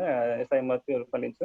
र यससँगै अब सहभागीहरूलाई पनि केही आफ्नो कुराहरू राख्नको लागि चाहिँ मैले चाहिँ हाम्रा लक्ष्मी गुरुङजी, उहाँ आफै पनि साइकेट्रिक डक्टर हुनुहुन्छ नेपाल आर्मी हस्पिटलमा। डाक्टर साहब, ल हजुरले के कुरा राख्नुहुन्छ कि भन्ने मैले तपाईँलाई नमस्ते सबैजनालाई। नमस्ते। भिडियो चाहिँ मेरो एकदम विशेष के रे कङ्ग्रेचुलेसन कम्प्लिमेन्ट देवेन्द्र दाईलाई। एकदमै खुसी लाग्यो मलाई त। दाईले हिस्ट्री पढाउनु भएको जस्तो पो लाग्यो। कति भास्ट नलेज हजुरलाई, एकदम धेरै धेरै के रे धन्यवाद र बधाईको पात्र हुनुहुन्छ मेरो दाई। मलाई चाहिँ के रे दाइले भनिराख्नु हुँदाखेरि आज भन्दा म 5-6 वर्षदेखि होला साइकल जाँदाखेरि सुरुमा दाइहरूसँगै रत्नजीहरूसँगै जाँदा फिमेल राइडर म मात्रै हुन्थ्यो त्यो र्यालीमा है दाइ, याद छ है हजुरलाई? खोकनाको राइड यो शर्मा अनि निस्मा हुन्थ्यो, अनि कहिले निस्मा नआएको बेला प्राय म हुन्थेँ। तर मलाई अहिले चाहिँ यस्तो धेरै फिमेल राइडरहरू बढेको देख्दा चाहिँ खुसी लाग्छ। र मेरो दुईटा जस्तै जोड्छु म यसलाई। क्वेसन चाहिँ के भन्छ अरे, अहिले फिमेल राइडरहरू के रे दिन प्रतिदिन बढ्दै गइरहेको छ नि होइन र? हजुर, बढिरहेको छ। अनि यसमा चाहिँ के रे यसमा विशेष कन्ट्रिब्युसन हजुरहरूकै देख्छु र अब अझै पनि यो ट्रेन्ड अझै बढ्दै गइरहेको जस्तो लाग्छ।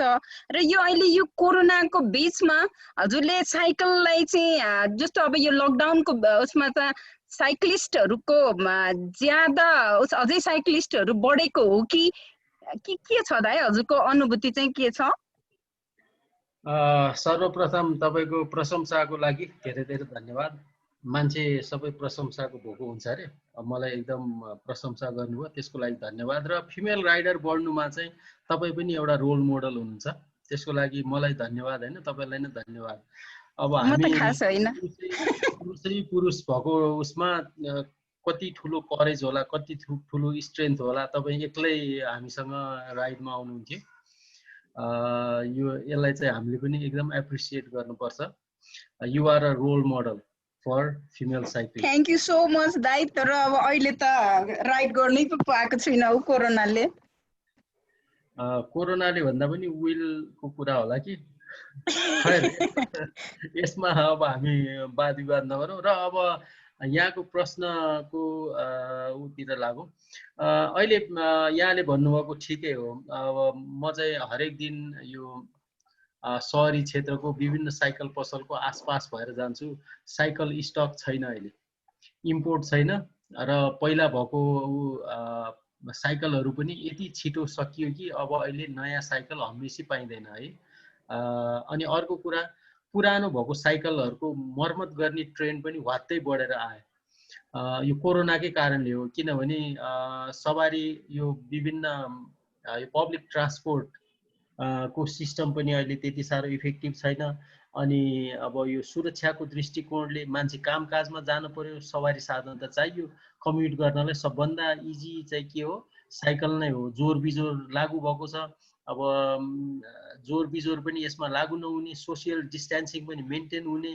अब हाम्रो आफ्नो उसको चाहिँ अब साइकल चढेपछि कार्डियोभास्कुलर सिस्टमलाई, अब मैले त डाक्टर साहबको अगाडि यो सबै कुरा इन्द्रको अगाडि स्वरूपको बयान जस्तो भयो, कार्डियोभास्कुलर सिस्टमलाई पनि इन्हान्स गर्ने होइन। यसले गर्दाखेरि अब रोगसँग लड्ने प्रतिरोधात्मक क्षमता पनि बढाउने, यी सबै कुरालाई लिएर चाहिँ साइक्लिङ गर्नेको ट्रेन्ड चाहिँ अलिकति बढेकै छ। थ्याङ्क यू सो मच दाई। मैले करेक्सन गर्न चाहिँ रत्न सरले चाहिँ मलाई साइकियाट्रिस्ट भन्नुभयो, म क्लिनिकल साइकोलोजिस्ट। सरी सरी, अलिकति यो टर्मिनोलोजीहरु एकदम बुझ्न गाह्रो हुन्छ। थ्याङ्क यू सो मच हजुरको आन्सरलाई दाई, एप्रिसिएटेड। धन्यवाद डाक्टर लक्ष्मी गुरुङ र देवनाथ दाई दुवैजनालाई। सँगै कोही साथी यता हुनुहुन्छ भने आफ्नो कुरा राख्नको लागि अनम्युट गरेर आफ्नो कुरा राख्न सक्नुहुन्छ। तपाईँहरूलाई अनम्युट गर्न गाह्रो छ भने प्लिज हात उठाउनु होला, म यताबाट अनम्युट गर्न प्रयास गर्छु। आकाश के भन्दैनुहुन्थ्यो? वीरेन्द्र दाइले अनम्युट गर्दै उहाँ बोल्न सक्नुहुन्छ। सबैलाई नमस्ते। नमस्ते हजुर।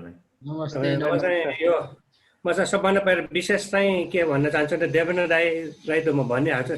त्यही पनि म एकदम सोलो राइडर थिएँ, एक्लै गइरहेको थिएँ। त एक दिन मैले हाम्रो चाहिँ दिवालीको बेलामा मैले रत्नलाई भेटेँ। रत्न नादार मेरो तेह्र दिन भाइ रहेछ। अनि उसले मलाई इन्करेज गरेर धुलीखेल राइडमा बढाइसकेपछि मैले धेरै साइक्लिस्ट साथीहरू भेटेर मैले नयाँ नयाँ साथीहरू बनाउन सकेँ, नयाँ नयाँ डेस्टिनेसन जान पाएँ। त्यसलाई म विशेष चाहिँ म ललितलाई धन्यवाद दिन्छु। अनि देवेन्द्र दाई, म त क्वेसन त होइन, मैले एउटा के भन्नु, कालो पानीको दानाबाट हामीले एउटा गोर्खाको दरबार पनि देख्न सक्छौँ मजाले क्लोज भ्यूमा। हजुर हजुर त्यो छ। अनि अर्को चाहिँ फसीकोट यहाँ त्यहाँ दुखछापमा जाँदाखेरि हजुरले याद गर्नुभएको छ कि छैन, त्यो हात्तीवनको डाँडाको मुनि नेपालको झन्डा बनाइराखेको छ, आर्टिफिसियल झन्डा। त्यो चाहिँ बेलुका चाहिँ फ्लाइटले चाहिँ प्लेनबाट चाहिँ बत्ती बढेको देखिन्छ अरे, दिउँसो चाहिँ त्यति क्लियर छैन, बेलुका चाहिँ त्यो छ। हजुर याद गर्नुभएको छ कि छैन त्यो? अनि अर्को चाहिँ हजुर भनेको जुन चाहिँ मेलम्ची भन्नुभयो नि, शेरमान थानबाट चाहिँ हामी त्यहाँ एउटा ककनी भन्ने छ, यता नुवाकोटको ककनी होइन, अर्को उता पनि ककनीबाट तल पाल्चोकी माई जहाँ चाहिँ एनिमल सेक्रिफाइस गर्छ, त्यो पनि सायद त्यहाँबाट फेरि मेडमजी पनि राम्रो रुट होला कि जस्तो लाग्छ। रातो पुलबाट 7 किलोमिटरको डिस्टेन्समा पाल्चोकी माई होइन, पाल्चोकी माईबाट माथि ककनी 5 किलोमिटरमा अर्को एउटा गाउँ आउँछ होइन, त्यो ककनी भन्छ। त्यो ककनी गाउँ आयो, ककनीबाट अनि 5 किलोमिटर 6 किलोमिटरमा अनि शेरमाथान पुग्छ। त्यो पनि राम्रो लाग्यो, त्यही भनेर धन्यवाद। त्यहाँबाट तपाईँ यो ककनीबाट दुवा चौरपट्टि पनि आउन सक्नुहुन्छ।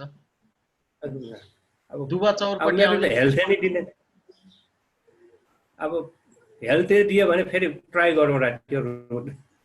पाल्चोकी चाहिँ होइन, दुवा चौर चाहिँ अर्को अझ पूर्वपट्टिको भनौँ न, त्यसको पूर्वपट्टिबाट ओर्लिने हो भनेदेखि चाहिँ त्यो ककनी आएपछि दुईटा बाटो आउँछ। एउटा राइटपट्टिको बाटो चाहिँ पाल्चोकी मन्दिर आउँछ होइन, अनि लेफ्टपट्टिको बाटो गयो भने चाहिँ दुवा चौर आउँछ। रमाइलो बाटो छ त्यो दुवा चौरपट्टिको। हस्, धन्यवाद वीरेन्द्र दाई र देवेन्द्र दाईलाई पनि। यससँगै अहिले हामी अपिल घिमिरे देखिरहेछौँ, उहाँ चाहिँ नारायणघाटबाट हुनुहुन्छ, चितवन यहाँबाट अपिलजी हजुरले अनम्युट गर्नु भएर कुरा राख्नुभएको हुन्छ। मैले तपाईँलाई स्वागत पनि गरेँ प्रोग्राममा। अपिलजी अनम्युट। ओके सर, रत्न सर। हजुर नमस्कार। हजुर नमस्ते सर, सबैजना नमस्ते सर। बोल्नु सबैले आफ्नो भिडियो चाहिँ अन गरिदिनु भयो भने बोल्नु हुँदैन एक्चुअली किनभने we are in live too. Okay sir,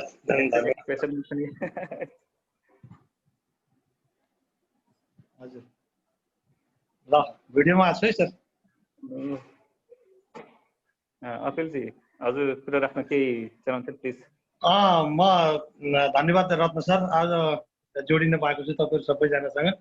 मेरा अग्रज साइकल एक्टिभिस्टहरू पनि हुनुहुन्छ, सबैजना साइकलको अनुभवीहरू हुनुहुन्छ। कुरा राख्ने मौका पाएकोमा धेरै धेरै खुसी पनि आभार व्यक्त गर्ने गर्दछु। म चितवनबाट हो, अहिले रत्नजीले चिनाइसक्नु भएको छ। चितवन राष्ट्रिय निकुञ्जसँगै जोडिएको वार्डमा भरतपुर महानगरपालिकाको वार्डमा मेरो घर पर्छ। विशेष गरेर यो साइकल राइडरसँग साइकल एक्टिभिस्टहरूसँगै जोडिँदै गर्दा, यहाँको चितवन साइकल राइडर्स टिमसँगै जोडिँदै गर्दा यसलाई चितवन राष्ट्रिय निकुञ्जसँग एउटा बायोलोजिकल ट्रेल बनाएर लामो खालको एउटा जैविक मार्गमा साइकल राइडिङ गराउन पाइयो भनेदेखि, नेपालको थुप्रै साथीहरूलाई लिएर आएर त्यो ठाउँमा घुमाउन पाइयो भनेदेखि यसको एउटा पर्यटकीय हिसाबले पनि महत्त्वपूर्ण भएको क्षेत्र चितवन राष्ट्रिय निकुञ्ज। अनि त्यो राप्ती कोरिडोर भन्ने निर्माण भइरहेको छ अहिले, लोथरदेखि गोलाघाटसम्मको लगभग 50 किलोमिटरको एरिया। हजुर प्लिज बोल्नु होला प्लिज अपिलजी। हजुर अनि त्यो क्षेत्रमा राप्तीको तिरतिरै यो जहाँ बाघ गैँडाहरूसँग पनि देख्न पाइने, मयूरहरू पनि देख्न पाइने खालको त्यस्तो घडियाल कोहीसँग सेल्फी खिच्न पाइने हरियाली वातावरणसँग पनि साक्षात्कार हुँदै एउटा साइकल ट्रेल नेसनल खालको साइकल ट्रेल बनाउन सकिन्छ कि भन्ने खालको एउटा मेरो जिज्ञासा यहाँ सबै माझमा। चितवन राष्ट्रिय निकुञ्जको पसरा सेक्टरसँगै जोडिएको क्षेत्र भएको हिसाबले चितवन साइकल राइडर्स क्लबसँग यो खालको एसोसिएट भएर काम त अगाडि चाहिँ नै बढिरहेको छ, तर यो नेसनल रूपमै पनि यो कुराहरू चाहिँ मैले यहाँ राख्न चाहेँ। कस्तो हुन्छ यस क्षेत्र यसरी विकास गर्दा? धन्यवाद अपिलजी, धेरै धन्यवाद। यसको लागि चाहिँ सायद देवेन्द्र दाइबाट छोटो उत्तरको आशा गर्दछु। त्यो सर्वप्रथम तपाईँहरूको यो साइकल प्रतिको जिज्ञासाको लागि धेरै धेरै धन्यवाद। एउटा चाहिँ के हो भने लोथरबाट यता यो सौरा आउने बाटो भन्नुभएको होइन तपाईँले? हजुर हो हो, सौरा आउने त्यो बाटो त अब झन् गाडी गुड्ने बाटो बनाएर त्यो ट्रेल चाहिँ अझ बिग्रियो कि जस्तो लाग्छ क्या। सौराबाट अहिले त त्यो जिपै धेरै वर्ष भइसक्यो, त्यहाँबाट जिपहरू नै चल्ने, गाडीहरू मजाले चल्ने बाटो नै भइसक्यो होइन, त्यहाँबाट त अब आउँछ। तर अब त्यो ट्रेल बनाउने भन्दाखेरि सबभन्दा पहिलाबाट त्यसको म्यापिङ हुनु पर्यो, कस्तो ठाउँबाट के गरेर कसरी गर्ने भन्ने। अब जुन पहिला प्राकृतिक बाटोहरू हुन्छ नि हिँड्ने, हजुर त्यो प्राकृतिक कतिपय बाटोहरू छ नि, त्यो बाटोलाई नै हल्का इम्प्रुभ गर्ने हो भनेदेखि त्यो नै राम्रो ट्रेल हुनसक्छ मेरो विचारमा चाहिँ है। तर अरू अब यो धेरै त्यो जिप ट्र्याक जस्तो अब ठुल्ठुलो बनाउनु चाहिँ ठिक हुँदैन कि। पहिला त्यो अब सबभन्दा पहिलाबाट चाहिँ त्यहाँ त्यो एरियाको म्याप हेर्नु पर्यो क्या। हामी त्यो ठाउँमा यता के भन्छ तपाईँको बिचमा 20,000 ताल छ नि? हजुर 20,000 ताल हो, त्यहाँबाट त्यो 20,000 ताल पट्टि आउने पनि अब धेरै त्यहाँ बाटोहरू त अब जङ्गलको पुरानो बाटोहरू त धेरै छ नि। अब त्यो कतापट्टि कस्तो खालको के हो त्यो चाहिँ अलिकति विस्तृत रूपमा छलफल गर्नुपर्छ होइन। अब अहिले एक्ज्याक्टली यही नै चाहिँ भन्न सकिँदैन, तर त्यहाँ पुरानो अब वन जङ्गल जाने बाटोहरूलाई नै युज गरेर हामीले चाहिँ अब कतातिर लैजाने, त्यहाँबाट अब के उद्देश्य के हो होइन, यो सबै कुरा अलिकति छलफल गरेर गर्नु बेस हुन्छ होला। अब यथाभावी हामीले बाटो बनाउँदाखेरि फेरि अब के हुन्छ नेसनल पार्क भित्र होइन। यसमा अपिल चाहिँ हामी यो विषयवस्तुमा कुनै समयमा होइन नवीनजी पनि हुनुहुन्छ, एउटा विषयवस्तुमा यसमा हामी छलफल गरौँला, चितवनलाई मात्र लिएर एउटा विषय भयो होइन। अझै मैले त्यही भएर हाम्रो नवीनजीहरूसँग धर्मजीहरूसँग के कुरा गर्नुभएको छ भने चितवनलाई मात्र लिएर राम्रो विषय एउटा चाहिँ चितवन एउटा साइकलको राजधानी अलरेडी भनेर धेरै अगाडिदेखि नै चिनिएको ठाउँ हो दशकौँदेखि। त्यसै विषयवस्तुमा चितवनसँग मात्र जोडेर चाहिँ एउटा हामी चाहिँ एउटा जुमको एउटा राम्रो प्रोग्राम गर्न सक्छौँ र त्यसमा चाहिँ यो हजुरले भन्नुभयो जस्तै यो टुरिज्मसँग जोडेको कुराहरू र सँगसँगै हाम्रो जुन साइकलको एउटा म्यासिभ कल्चर छ चितवनमा त्यसलाई कसरी जगेर्ना गर्ने, किनभने यो त धेरै रिनिङ भएछ, डिमिस भएछ, हटिरहेछ। त्यसलाई पनि एउटा चाहिँ विषयवस्तुमा हजुरले पनि यसमा बरु सहयोग गर्नुहुन्छ अथवा म पनि यसमा सहयोग गरौँला। यो विषयवस्तुमा हामी एउटा फेरि हामी जोडौँला त्यतिखेर। र अहिले हामीसँग समयको पाबन्दीलाई पनि हेर्दै गर्दाखेरि अलिकति हामी ढिलो पनि सुरु भएकोले गर्दा अलिकति 10 मिनट अझै लम्ब्याउन हामी चाहे मैले। र अब अर्को एउटा मुख्य विषयवस्तुमा हामीले किन जानुपर्छ, जम्प हान्नुपर्छ जस्तो लाग्छ, किनभने हाम्रो मेन विषयवस्तु के हो भन्दाखेरि मूल रूपमा जे जति भने पनि साइकल भनिरहँदा पनि साइकल हामी साइकल सेन्ट्रिक होइन, हामी एक्चुअली लाइफ सेन्ट्रिक हो। साइकल एउटा यस्तो विषयवस्तु टुल्स हो जसले चाहिँ ह्युमन लाइफलाई मानव शरीरलाई, स्वास्थ्यलाई र सँगसँगै एउटा समाज र देशलाई, एउटा सहरलाई चाहिँ परिवर्तन गर्नको लागि सकारात्मक धेरै भूमिका खेल्न सक्छ भनेर हामीले चाहिँ पर्सिभ गरेको हो। साइकललाई चाहिँ हामीले लिएका हौँ, आत्मसात गरेका हौँ, तर हामी साइकल सेन्ट्रिक चाहिँ होइनौँ। त्यस कारण चाहिँ अबको हाम्रो के भने साइकलको यति धेरै काठमाडौँमा नेचर राइडको लेखदेखि काठमाडौँमा त सम्पूर्ण अहिले विभिन्न सहरहरूमा हेर्ने भने साइकलको एउटा ठुलो एउटा जमात तयार भइरहेछ। स्पेसली काठमाडौँको एउटा ठुलो जमात छ। त्यो जमातबाट कयौँ साइकल एक्टिभिटिजहरू भइरहेछ, विशेष गरी हेरिटेज राइडहरूदेखि लिएर कोरादेखि लिएर अरू विभिन्न खोकना राइडदेखि लिएर यता ज्यापुगुठीको राइड छ। यो एभ्री इयर हुने एउटा बृहत राइड छ, यसको आफ्नै ब्रान्ड तयार भइसकेको छ। तर साइकल एक्टिभिजमको यो किसिमको एउटा बृहत विकाससँगै साइकललाई जोडेर सहरलाई परिवर्तन गर्ने त्यो किसिमको एउटा त्यो विषयलाई चाहिँ एट्याच गर्न हामी कहाँ चुक्यौँ त? किनभने हिजोभन्दा आज साइकल चलाउन अझै सडकहरू अझै च्यालेन्जिङ छ, धेरै गाह्रो हुँदैछ। र आजभन्दा भोलि हाम्रा सडकहरू साइकल चलाउन अझै बढी चाहिँ च्यालेन्जिङ र रिस्की हुनेछ। किन त भन्दाखेरि हाम्रा सडकहरू साइकल मित्र छैनन्, हाम्रो पूर्वाधारहरू साइकल मित्र छैनन्, हाम्रा सडकहरूले मानव मैत्री नै छैन। त्यस कारण चाहिँ यो हाम्रो साइकलको समुदायबाट चाहिँ यो यत्रो ठुलो बृहत एउटा हाम्रो चाहिँ एउटा बल हो। यो समुदाय आफै पनि एउटा ठुलो बल हो, किनभने यो समुदायबाट हामीले प्रयास गऱ्यौँ भने यसको आवाजलाई नेपाल सरकारलाई र स्थानीय सरकारदेखि अरूहरूले चाहिँ यसलाई चाहिँ अन्दाजा गर्ने सक्ने सिचुएसन पनि हुन सक्दैन। तर हामीले यसमा के प्रयास गरेका छैनौँ हो कि अथवा कहाँ के पुगेको छैन हो कि अथवा चाहिँ हामी साइकल कम्युनिटीलाई एक प्रकार हार्मोनाइजेसन नभए हो कि यो कुरामा अलिकति हामी अब छिर्नुपर्छ जस्तो लाग्छ। किनभने वास्तविक विषयवस्तु हामीले बोक्नु पर्ने विषयवस्तु यो नै हो भन्ने मलाई लाग्छ।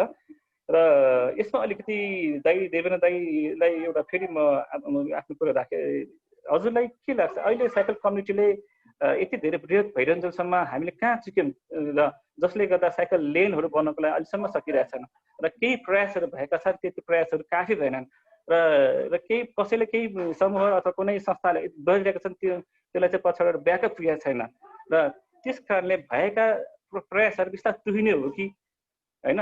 हामी चाहिँ साइकलले भनिन्जेल साइकल नै भनिरहन्जेलसम्म विभिन्न चाहिँ ट्रेल्सहरूको कुरा गरिन्जेलसम्म टुरिज्मको कुरा गरिन्जेल यता चाहिँ हाम्रो सहरका वास्तविक साइकल चलाउनेहरूलाई हामीले छुटेको छौँ कि जो चाहिँ डेली साइकल चलाइरहेकाहरूलाई यो कुराहरूमा अलिकति हजुरले आफ्नो केही विचार राखिदिनु भयो भने यसलाई अलिकति इलाबोरेट गर्न सकिन्छ कि?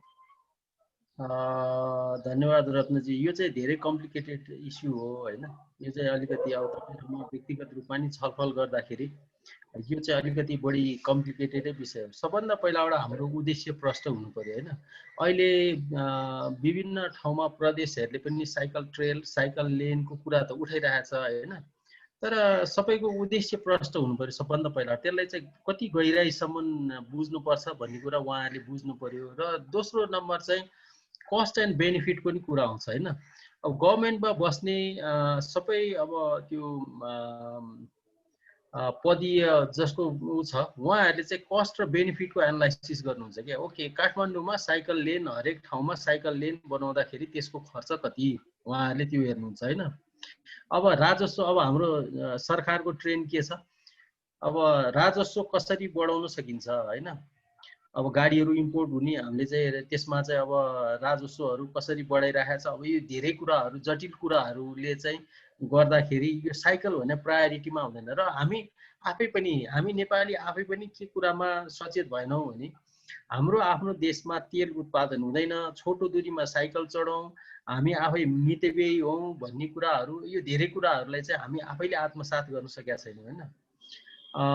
यहाँ चाहिँ सबैको यो एउटा हुन्छ नि, एउटा राम्रो रेसिपी पाक्नलाई सबै थोक बराबर भयो भने मात्रै त्यो स्वादिलो हुन्छ, होइन भनेदेखि त्यसको स्वाद बिग्रिन्छ। त्यसले गर्दाखेरि साइकल सिटीको त्यो जुन स्वाद पस्किनलाई सबै कुरा एक ठाउँमा आएर होइन त्यसको चाहिँ राम्रो कम्बिनेसन हुनुपर्छ। यो चाहिँ मैले अलिकति तपाईँको कुरालाई अलिकति घुमाउरो पाराले भने होइन। अब यसलाई चाहिँ सबैजना एक ठाउँमा आउनु पर्यो र यसको रेसिपीको स्वाद सबैले थाहा पाउनु पर्यो क्या। यो रेसिपीको स्वादै थाहा भएन क्या धेरै मान्छेलाई, त्यो हुनसक्छ। अब हामी 5 मिनट जति हामी सक्छौँ। अब यसै धन्यवाद देवेन्द्र दाइ। यो विषय सुरुवाती हो। रत्नजीलाई एउटा कुरा के हो भने हामी चुक्यानी छैन, यो सुरुवाती समय हो होइन। अब यो सिकाउन भने धेरै समय लाग्छ। जब एउटा यो यसको चाहिँ हामीलाई आवश्यक रहेछ भन्ने कुरा पोलिसी मेकरहरूलाई महसुस हुन्छ तब चाहिँ यसमा अनि गम्भीर ध्यान आकर्षण हुन्छ जस्तो लाग्छ। धन्यवाद देवेन्द्र। यहाँ एउटा प्रश्न सोध्न चाहे देवेन्द्रजीलाई। उहाँले जुन यो नेचर राइडको हेरिटेज राइड्सको कुरा गर्नुभयो, अब हामी अहिले पूर्वतिर मैले झापा र इलाममा धेरै जसो ठाउँमा यो रुट म्यापहरू बनाइरहेको छु, रुट म्यापिङ गर्दैछु। के कुरामा चाहिँ मुख्य ध्यान दिनुपर्छ जसले गर्दाखेरि चाहिँ एउटा आइडियल साइक्लिङ रुट बन्छ हाम्रो इन जेनरल मान्छेहरूलाई अट्र्याक्ट गर्नको लागि? के कुराहरूमा चाहिँ ध्यान दिँदाखेरि राम्रो रुट बनाउन सक्छौँ? अब यो एकदम गाह्रो कुरा नसोध्नु नि यार, अलि सिम्पल सोध्नु पनि गाह्रो सोधेर बर्बाद। अब तपाईलाई यो यसमा धेरै त्यस्तो दिमाग ख्याइराख्नु पर्ने हुँदैन। हेर्नुहोस्, अब झापामा हेर्ने हो भनेदेखि झापाको हिस्टोरिकल ठाउँहरू के छ, हेरिटेजहरू के हुनसक्छ, नेचरल हेरिटेज, कल्चरल हेरिटेज, त्यहाँ पनि त कथा कहानीहरू त थुप्रो होला नि। भूतको कथा होला, के को कथा होला, यहाँ यस्तो थियो भन्ने कथा होला, महाभारतसँग जोडिएको कथा होला, त्यस्तो छ कि छैन? एकदम। मैले एउटा यो महाभारत ट्रेल भनेर महाभारतको कथाहरू भएको ठाउँको लागि भनेर जोड्ने प्रयास गर्दैछु। एउटा अलि लामै हुने रहेछ ठाउँ चाहिँ, तर त्यो पनि एउटा प्रयास गर्दैछु। त्यो मान्छेलाई चाहिँ कस्तो हो नि, पुरानो हिस्ट्रीहरू थाहा पाउनु, यो बडा रोचक प्रसङ्गहरू भएको ठाउँहरूलाई जोड्न सकिन्छ। अब कुनै बेलाको विभिन्न त्यो प्रसङ्गहरूको बारेमा चाहिँ हामीले थाहा पाउनु पर्यो कि, त्यो थाहा पाउनु पर्यो। त्यसले गर्दाखेरि चाहिँ मान्छेलाई त्यो ठाउँमा लग्न सकियोस्। जस्तो अब अप्रिल 18 चाहिँ विश्व हेरिटेज दिवसको रूपमा मनाइन्छ होइन।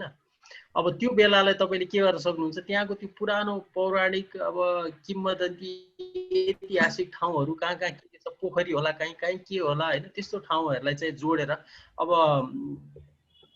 त्यस्तो रुटहरू चाहिँ डेभलप गर्नु पर्यो। जस्तो अब तपाईँको पहिलाबाट के गर्नु पर्यो, कहाँबाट सुरुवात गर्ने होइन, कहाँ एन्ड गर्ने। जस्तो गएपछि त फेरि फर्केर आउनु पर्यो नि, गएपछि फर्केर आउने। त्यसलाई चाहिँ नम्बर 1 के हुनु पर्यो, जनरली चढ्न सक्ने मान्छेहरूको लागि अलिकति इन्ट्रेस्टिङ हुनु पर्यो। एकै दिनमा ओभर स्ट्रेस भयो भने मान्छे चढ्न चाहदैन होइन। अब खाना बस्न यदि लामो, हजुर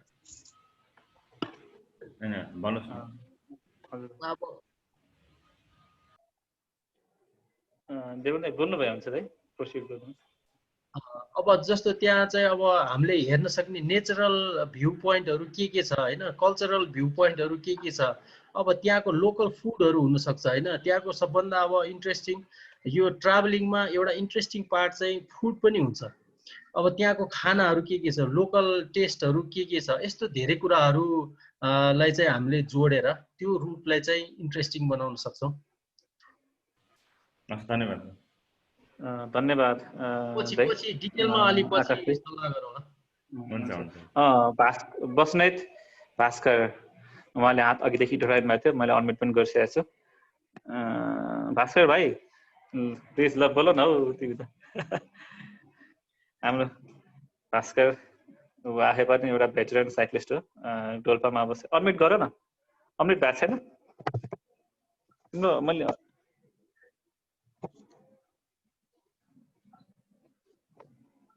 अडमिट भयो भएन। नमस्ते जेवेन दाई, नमस्ते रतन दाई, नमस्ते है पहिला सर। अनि अरू त खास केही छैन। अब तपाईँहरूबाट धेरै पार्ट्सहरू सिकेँ। जे होस् तपाईँहरूबाट नि होइन, अब धेरै कुरा साइक्लिङमा भनौँ न, दुर्गम जस्तो ठाउँमा बसेर पनि होइन, अब सहरीय क्षेत्रमा गइयो। अनि तपाईँ अब देवेन दाई, स्पेसली देवेन दाई, अनि त्यसपछि अब तपाईँहरूबाट पनि धेरै पार्ट्सहरू सिकेँ होइन। आज यो गर्नु पर्दो रहेछ साइकलबाट भनेर होइन, जुन अहिलेसम्म गरिरहेको छु नि त्यो कामहरूमा चाहिँ अब के छ सुधार्नु पर्ने होइन। यसो देवेन दाईबाट 2-3 वटा कुरा, अब मैले गरेको काम ठिक छ या छैन, अथवा त्यो कामलाई के सुधार्नु पर्ने छ, अनि यसो न त्यो कुरा चाहिँ यसो आफूले आज राखिदिउँ कि भनेको देवेन दाई। तिमीले गरेर एकदम ठिक छ। तिमी एकदम धेरै एक्सट्रिम ठाउँहरूमा माउन्टेन बाइकिङ गरिरहेछौ होइन। अब त्यसलाई चाहिँ के हो भने अब ट्रेलहरू इम्प्रुभ गर्ने ओर्ने चाहिँ तिम्रो ठाउँमा चाहिँ इम्पोर्टेन्ट हुनसक्छ। जस्तो अब त्यो चाहिँ हिमालयन रिजनको होइन, अल माउन्टेन बाइकिङ गर्नेहरूको लागि त्यो चाहिँ धेरै ठुलो स्कोप भएको हुनसक्छ।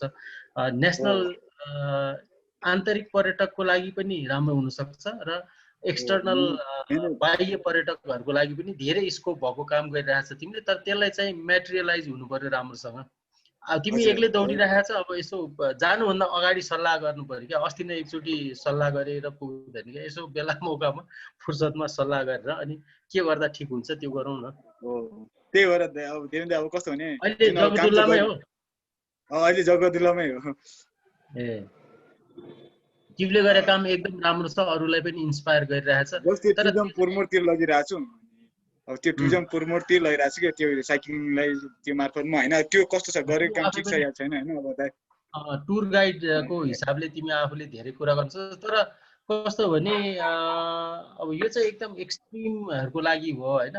अब सिम्पल, अब धेरै एक्सट्रिम गर्न नसक्ने मान्छेहरूको लागि पनि सोच बनाउनु पर्यो। ठिक्क गर्न सक्नेहरूको लागि अब यो क्याटेगोरी वाइज चाहिँ होइन, कस्तोलाई फोकस गर्ने त्यो अनुसारको ट्रेलहरू रुटहरू चाहिँ डेभलप गर्नुपर्छ।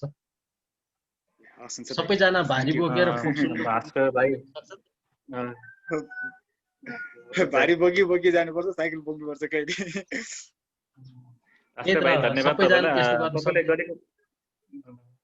तपाईँले गरेको प्रयास आफैमा एउटा एक्सट्रिम एउटा इफोर्ट्स हो होइन। यो तुरन्तै यसको एकजनाको बलबुता अथवा एकजना दुई चारजना अथवा सबैले मात्रै गर्न सक्ने चिज पनि होइन। It's take time. तपाईँले गरेको प्रयासको जुन चाहिँ यो एउटा समय लाग्छ, आई थिङ्क एराउन्ड लाइक 6-7 वर्ष अझै लाग्ला। तर 6-7 वर्षपछि जुन यसले चाहिँ फल दिन थालेछ, त्यो ठाउँमा एउटा टुरिज्मलाई एउटा चाहिँ साइकलको थ्रुबाट जुन चाहिँ जोडिने र एउटा त्यो हराइजन्टल देखिने जुन चाहिँ एटलिस्ट 5 इयर्स आई थिङ्क। अब यो कोरोनाले गर्दा अझ पछि चल्यो र नेपाल जस्तो देशमा अझै समय लाग्छ। हामी कहाँ जे पनि चिजहरू राम्रो चिजहरू हुनको लागि महाभारत बेल्नुपर्छ होइन। त्यस कारण अब कसै न कसैले फलामको चिउरा खानै पर्छ। त्यो तपाईँले त्यो चिउरा खाइरहनु भएको छ, तर यसको आउँछ, यसको रिजल्ट आउँछ। 5 वर्ष लाग्छ अथवा छोटो वर्ष लाग्न सक्छ होइन। प्रयास चाहिँ छोड्नु हुन्न, हार्नु चाहिँ हुन्न। र अब अलिकति सुन्ने हामी धेरै समय अब नलिउँ के अरे। हामी काठमाडौँको कुरामै नेचर राइटको बारेमा आज हामी विषयवस्तुमा जोडेकोले गर्दाखेरि काठमाडौँलाई चाहिँ एउटा जुन चाहिँ काठमाडौँ जुन एक्जोटिक प्लेसहरू छ या काठमाडौँको जुन म्याजिकल भ्यालुजहरू देखिन सक्छ, यहाँको जुन चाहिँ हेरिटेजहरूको जुन चाहिँ ठुलो एउटा सियर भ्यालु छ, यहाँको ट्यान्जिबल इन्ट्यान्जिबल सँगै वरिपरिको जुन नेचर, काठमाडौँबाट अलिक पारि जाने बित्तिकै त्यहाँ चाहिँ हामी चाहिँ एउटा वाइल्ड लाइफ भेट्न सक्छौँ। टाढामा जाने बित्तिकै काठमाडौँ अलिक त्यसो सँगै पनि चिसो एउटा हुस्सु कुहिरोहरू देख्न सक्छौँ। काठमाडौँ अलिक पर त्यहाँ एउटा हरियो वातावरण र वरिपरि एउटा सुनसान जग्गा एउटा देख्न सक्छौँ जो चाहिँ एक प्रकारले भन्नु प्रकृतिपूर्ण छ। त्यसो काठमाडौँ आफैमा यति धेरै भरिपूर्ण हुँदाहुँदै पनि यसमा यसलाई बिगार्ने प्रयासहरू धेरै छ। धेरै बेहतर विभिन्न एङ्गलबाट बिगार्ने र यसलाई ध्वस्त गर्ने अथवा भनौँ एउटा चाहिँ डिके भइरहेको छ। तर त्यसलाई चाहिँ एउटा साइकलको मार्फतबाट जोडिने र साइकल सँगै यो हेरिटेजका इस्यु मात्र होइन कि हामीले नेचरको कुरा गर्दा जस्तो यहाँका वन्यजन्तु हाम्रा शिवपुरी डाँडामा अहिले चाहिँ जस्तै दोहन हुँदै गएर चाहिँ खनिँदै गएर चाहिँ त्यहाँ चाहिँ त्यसको एउटा सिमाना कटेर पनि टाउन प्लटिङहरू भइरहेको देखिरहेछौँ हामीले। कतिपय ठाउँमा बस्ती विस्तृत हुने गर्ने बिस्तारै हुँदा त्यहाँ जङ्गलहरू नासिरहेको, एउटा थुम्कै हराएको देखिरहेछन्। कतिपय ठाउँमा चाहिँ कसैले राजनीतिक अभिलाषाको त्यो ठाउँको नामाकरण अर्कित गरेर त्यसको भेल्यु घटाइदिएको देखेछन्। त्यस कारण चाहिँ साइक्लिङ गर्दा सँगै हामीले एउटा के पनि बुझ्नुपर्छ भन्यो भने साइकलले हामीले चलाइन्जेलसम्म साइकलको सँगै एउटा उपत्यकाका यी विषयवस्तुहरूमा हामीले मुद्दाहरूमा पनि हामी जोडिनुपर्छ र यसलाई बुझेको हुनुपर्छ, ताकि हामीले आज जुन काठमाडौँलाई देखिरहेछन् त्यो चाहिँ यसको चाहिँ योभन्दा सुन्दर रूपमा भोलि हाम्रा छोरा नातिहरूले पनि देख्न पाउन्। होइन भने अहिले हामीले भएको जुन सुन्दरता चाहिँ भोलि अबको 2-4 वर्ष अथवा 1-2 दशकमा यो निमिट्यान्न हुन्छ भन्यो भने हामीले गरेको साइक्लिङको चाहिँ खासै मिनिङफुल रहेन, हामी एउटा उपभोक्ता मात्र भयौँ तर त्यसलाई चाहिँ हामी दिन सकेनौँ भन्ने कुराहरू बुझ्नुपर्छ भन्ने एउटा चाहिँ मलाई पनि लाग्छ। र एउटा मुख्य कुरा चाहिँ काठमाडौँलाई बुझ्नको लागि काठमाडौँलाई चाहिँ साइकल नचलाइकन चाहिँ सम्पूर्ण रूपमा धेरै कुरा त छुट्ने रहेछ। साइकलले काठमाडौँका त्यो भागहरूलाई चाहिँ उपत्यका त्यो भागहरूलाई चाहिँ एक्सपोज गरिन्छ, साक्षात्कार गर्न सकिन्छ जुन चाहिँ अन्य साधनबाट चाहिँ सकिन्न। त्यसकारण चाहिँ साइकललाई काठमाडौँ उपत्यकालाई चिन्ने एउटा राम्रो सजिलो अर्को महत्त्वपूर्ण माध्यम भनेको साइकल पनि हो भन्ने हामीलाई लाग्छ। र आजको यस अन्तिमतिर चाहिँ गएर हामी फेरि पछि पनि जोड्नेछौँ। मुख्यतः साइकल र सहर र साइकलको यो कम्युनिटीसँग विस्तृत हुँदै गइरहेछमा अब साइकलको थ्रुबाट साइकल काठमाडौँको हाम्रो सहरलाई परिवर्तनको पक्षमा कसरी हामी जाग्ने भन्ने कुरामा साइकल एक्टिभिजम र मुद्दाका विषयवस्तुमा फेरि हामी जोड्नेछौँ। र जहाँसम्म लाग्छ अब हामीले समयले दितो मारिसकेको छ। देवेन्द्र दाई, हजुर आकाशजी के छ? हजुर केही छ? कोही साथीहरू यहाँ बोल्न चाहनुहुन्छ भने हामीले अझै पनि जानुभन्दा अघि उहाँहरूलाई यो आफ्नो प्लेटफर्ममा थोरै कुरा राख्न अनुरोध गर्दछु। होइन, आजलाई सकौँ होला अब सकाइदिनु है। ल हस्, धन्यवाद। र आजको यस प्रोग्रामको लागि गेस्ट ग्रुपमा हाम्रा आदरणीय दाजु देवेन्द्र बस्नेतसँगै आज हामी नेपाल साइकल सोसाइटीसँगै यो प्रोग्रामको अन्य पार्टनर साथीहरू प्याक एन्ड पेडल जसको आकाश चिफ हुनुहुन्छ, त्यस्तै संरक्षण समाज भन्ने अर्को साथी छ, अनि त्यसपछि NREN जसले चाहिँ हामीले प्राविधिक रूपमा हामीले सहयोग गरिरहनु भएको छ। उहाँ हामी सबैलाई चाहिँ हामी सबैको तर्फबाट तपाईँहरू सबैलाई सहभागीहरूलाई धन्यवाद दिँदै आजको लागि चाहिँ बिटोमा हस्, धन्यवाद। साइकल र सहर र स्वास्थ्यलाई सँग जोड्न फेरि हामी आउनेछौँ। अर्को कार्यक्रम चाहिँ हामी व्हिलचेयरको बारेमा गर्छौँ होला। आकाशजी, नेक्स्ट विकमा हामी व्हिलचेयरको